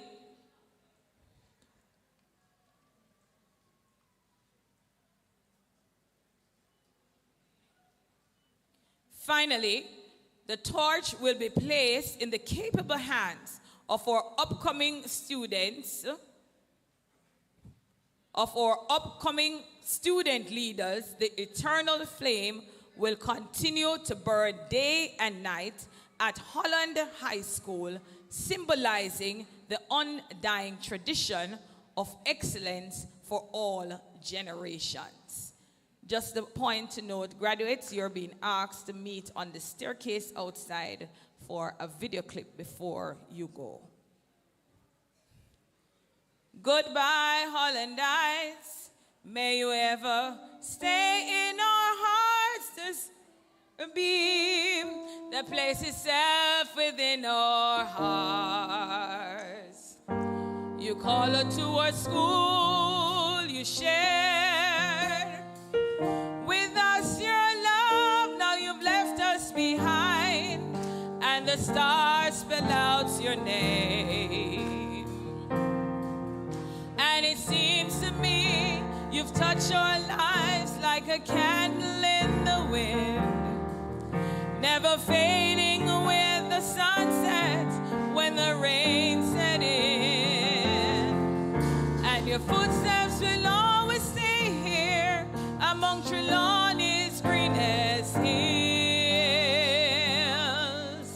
The candles burn out long before, but your future never will. Friends we have made, every day you'll be in our hearts. This torch we'll carry for the ones we love so much. And even though we try, the truth brings us to tears. All words can express the joy you brought us through the years. And it seems to me you've touched our lives like a candle in the wind, never fading with the sunset, let the rain set in. And the footsteps will always stay here among Trelawney's greenest hills.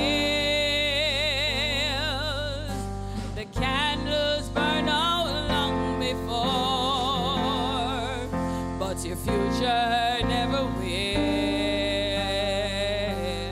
Oh, goodbye, Holland Eye.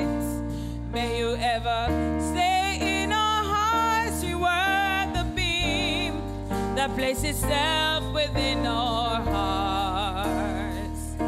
You call her to a school, you share with us your love. Now you've left us behind, and the stars spell out your name. And it seems to me you've touched our lives like a candle in the wind, never fading with the sunset when the rain set in. And your footsteps will always stay here among Trelawney's greenest hills. The candles burn out long before, but your future never will.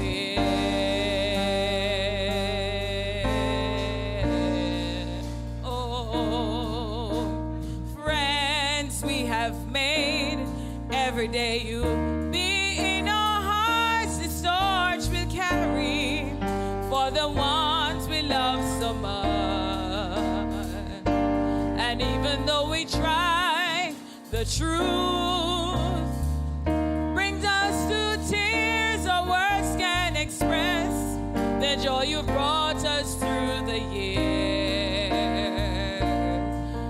And it seems to me you've touched our lives like a candle in the wind, never fading with the sunset when the rain set in. And your footsteps will always stay here among Trelawney's greenest hills. The candles burn out long before, but your future never will. Oh, goodbye, Holland Heights.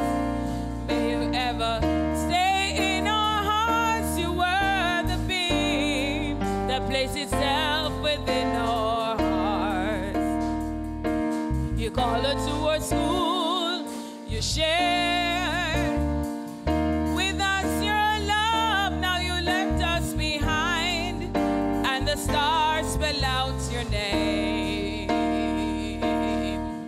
And it seems to me you've touched our lives like a candle in the wind, never fading with the sunset when the rain set in. And your footsteps will always stay here among Trelawney's greenest hills. The candles burn out long before, but your future never will. Oh, friends we have made, every day you'll be in our hearts. This torch will carry for the ones we love so much. And even though we try, the truth brings us to tears. Our words can't express the joy you brought us through the years. And it seems to me you've touched our lives like a candle in the wind, never fading with the sunset when the rain set in. Keep it moving, and footstep will always stay here among Trelawney's greenest hills. The candles burn out long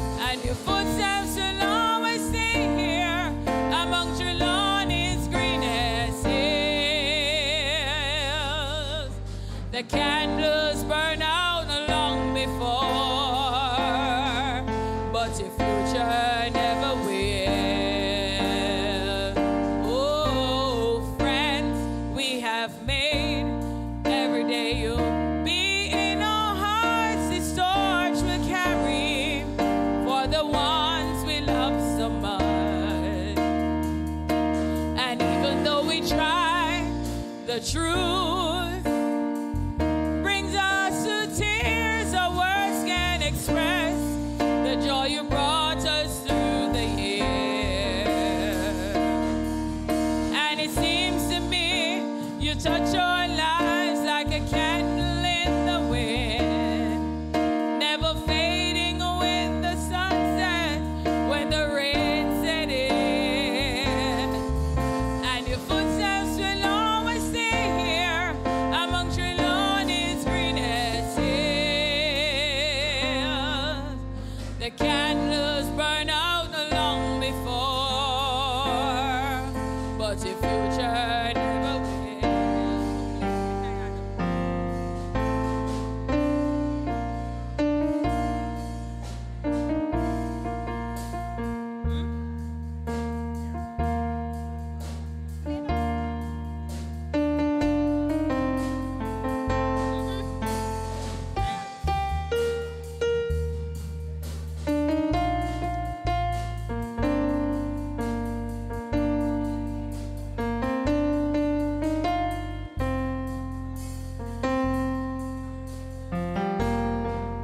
And it seems to me you've touched our lives like a candle in the wind, never fading with the sunsets when the rain set in.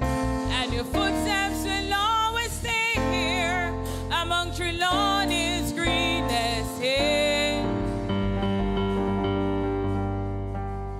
Candles burn out long before, but your future never will.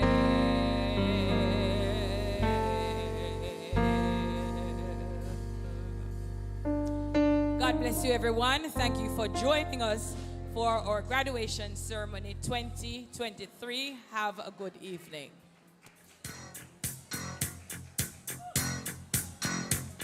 I call you, I need you, my heart's on fire. You come to me wild and wild. You come to me, give me everything I need. Give me a lifetime of promises and a world of dreams. Speak the language of love like you know what it means. And it can't be wrong. Take my heart and make it strong. You're simply the best. Graduates, please remember you're asked together on the steps on the outside. All graduates in your gowns and your hats, please remember together on the step outside before you return them downstairs to Mrs. Hull.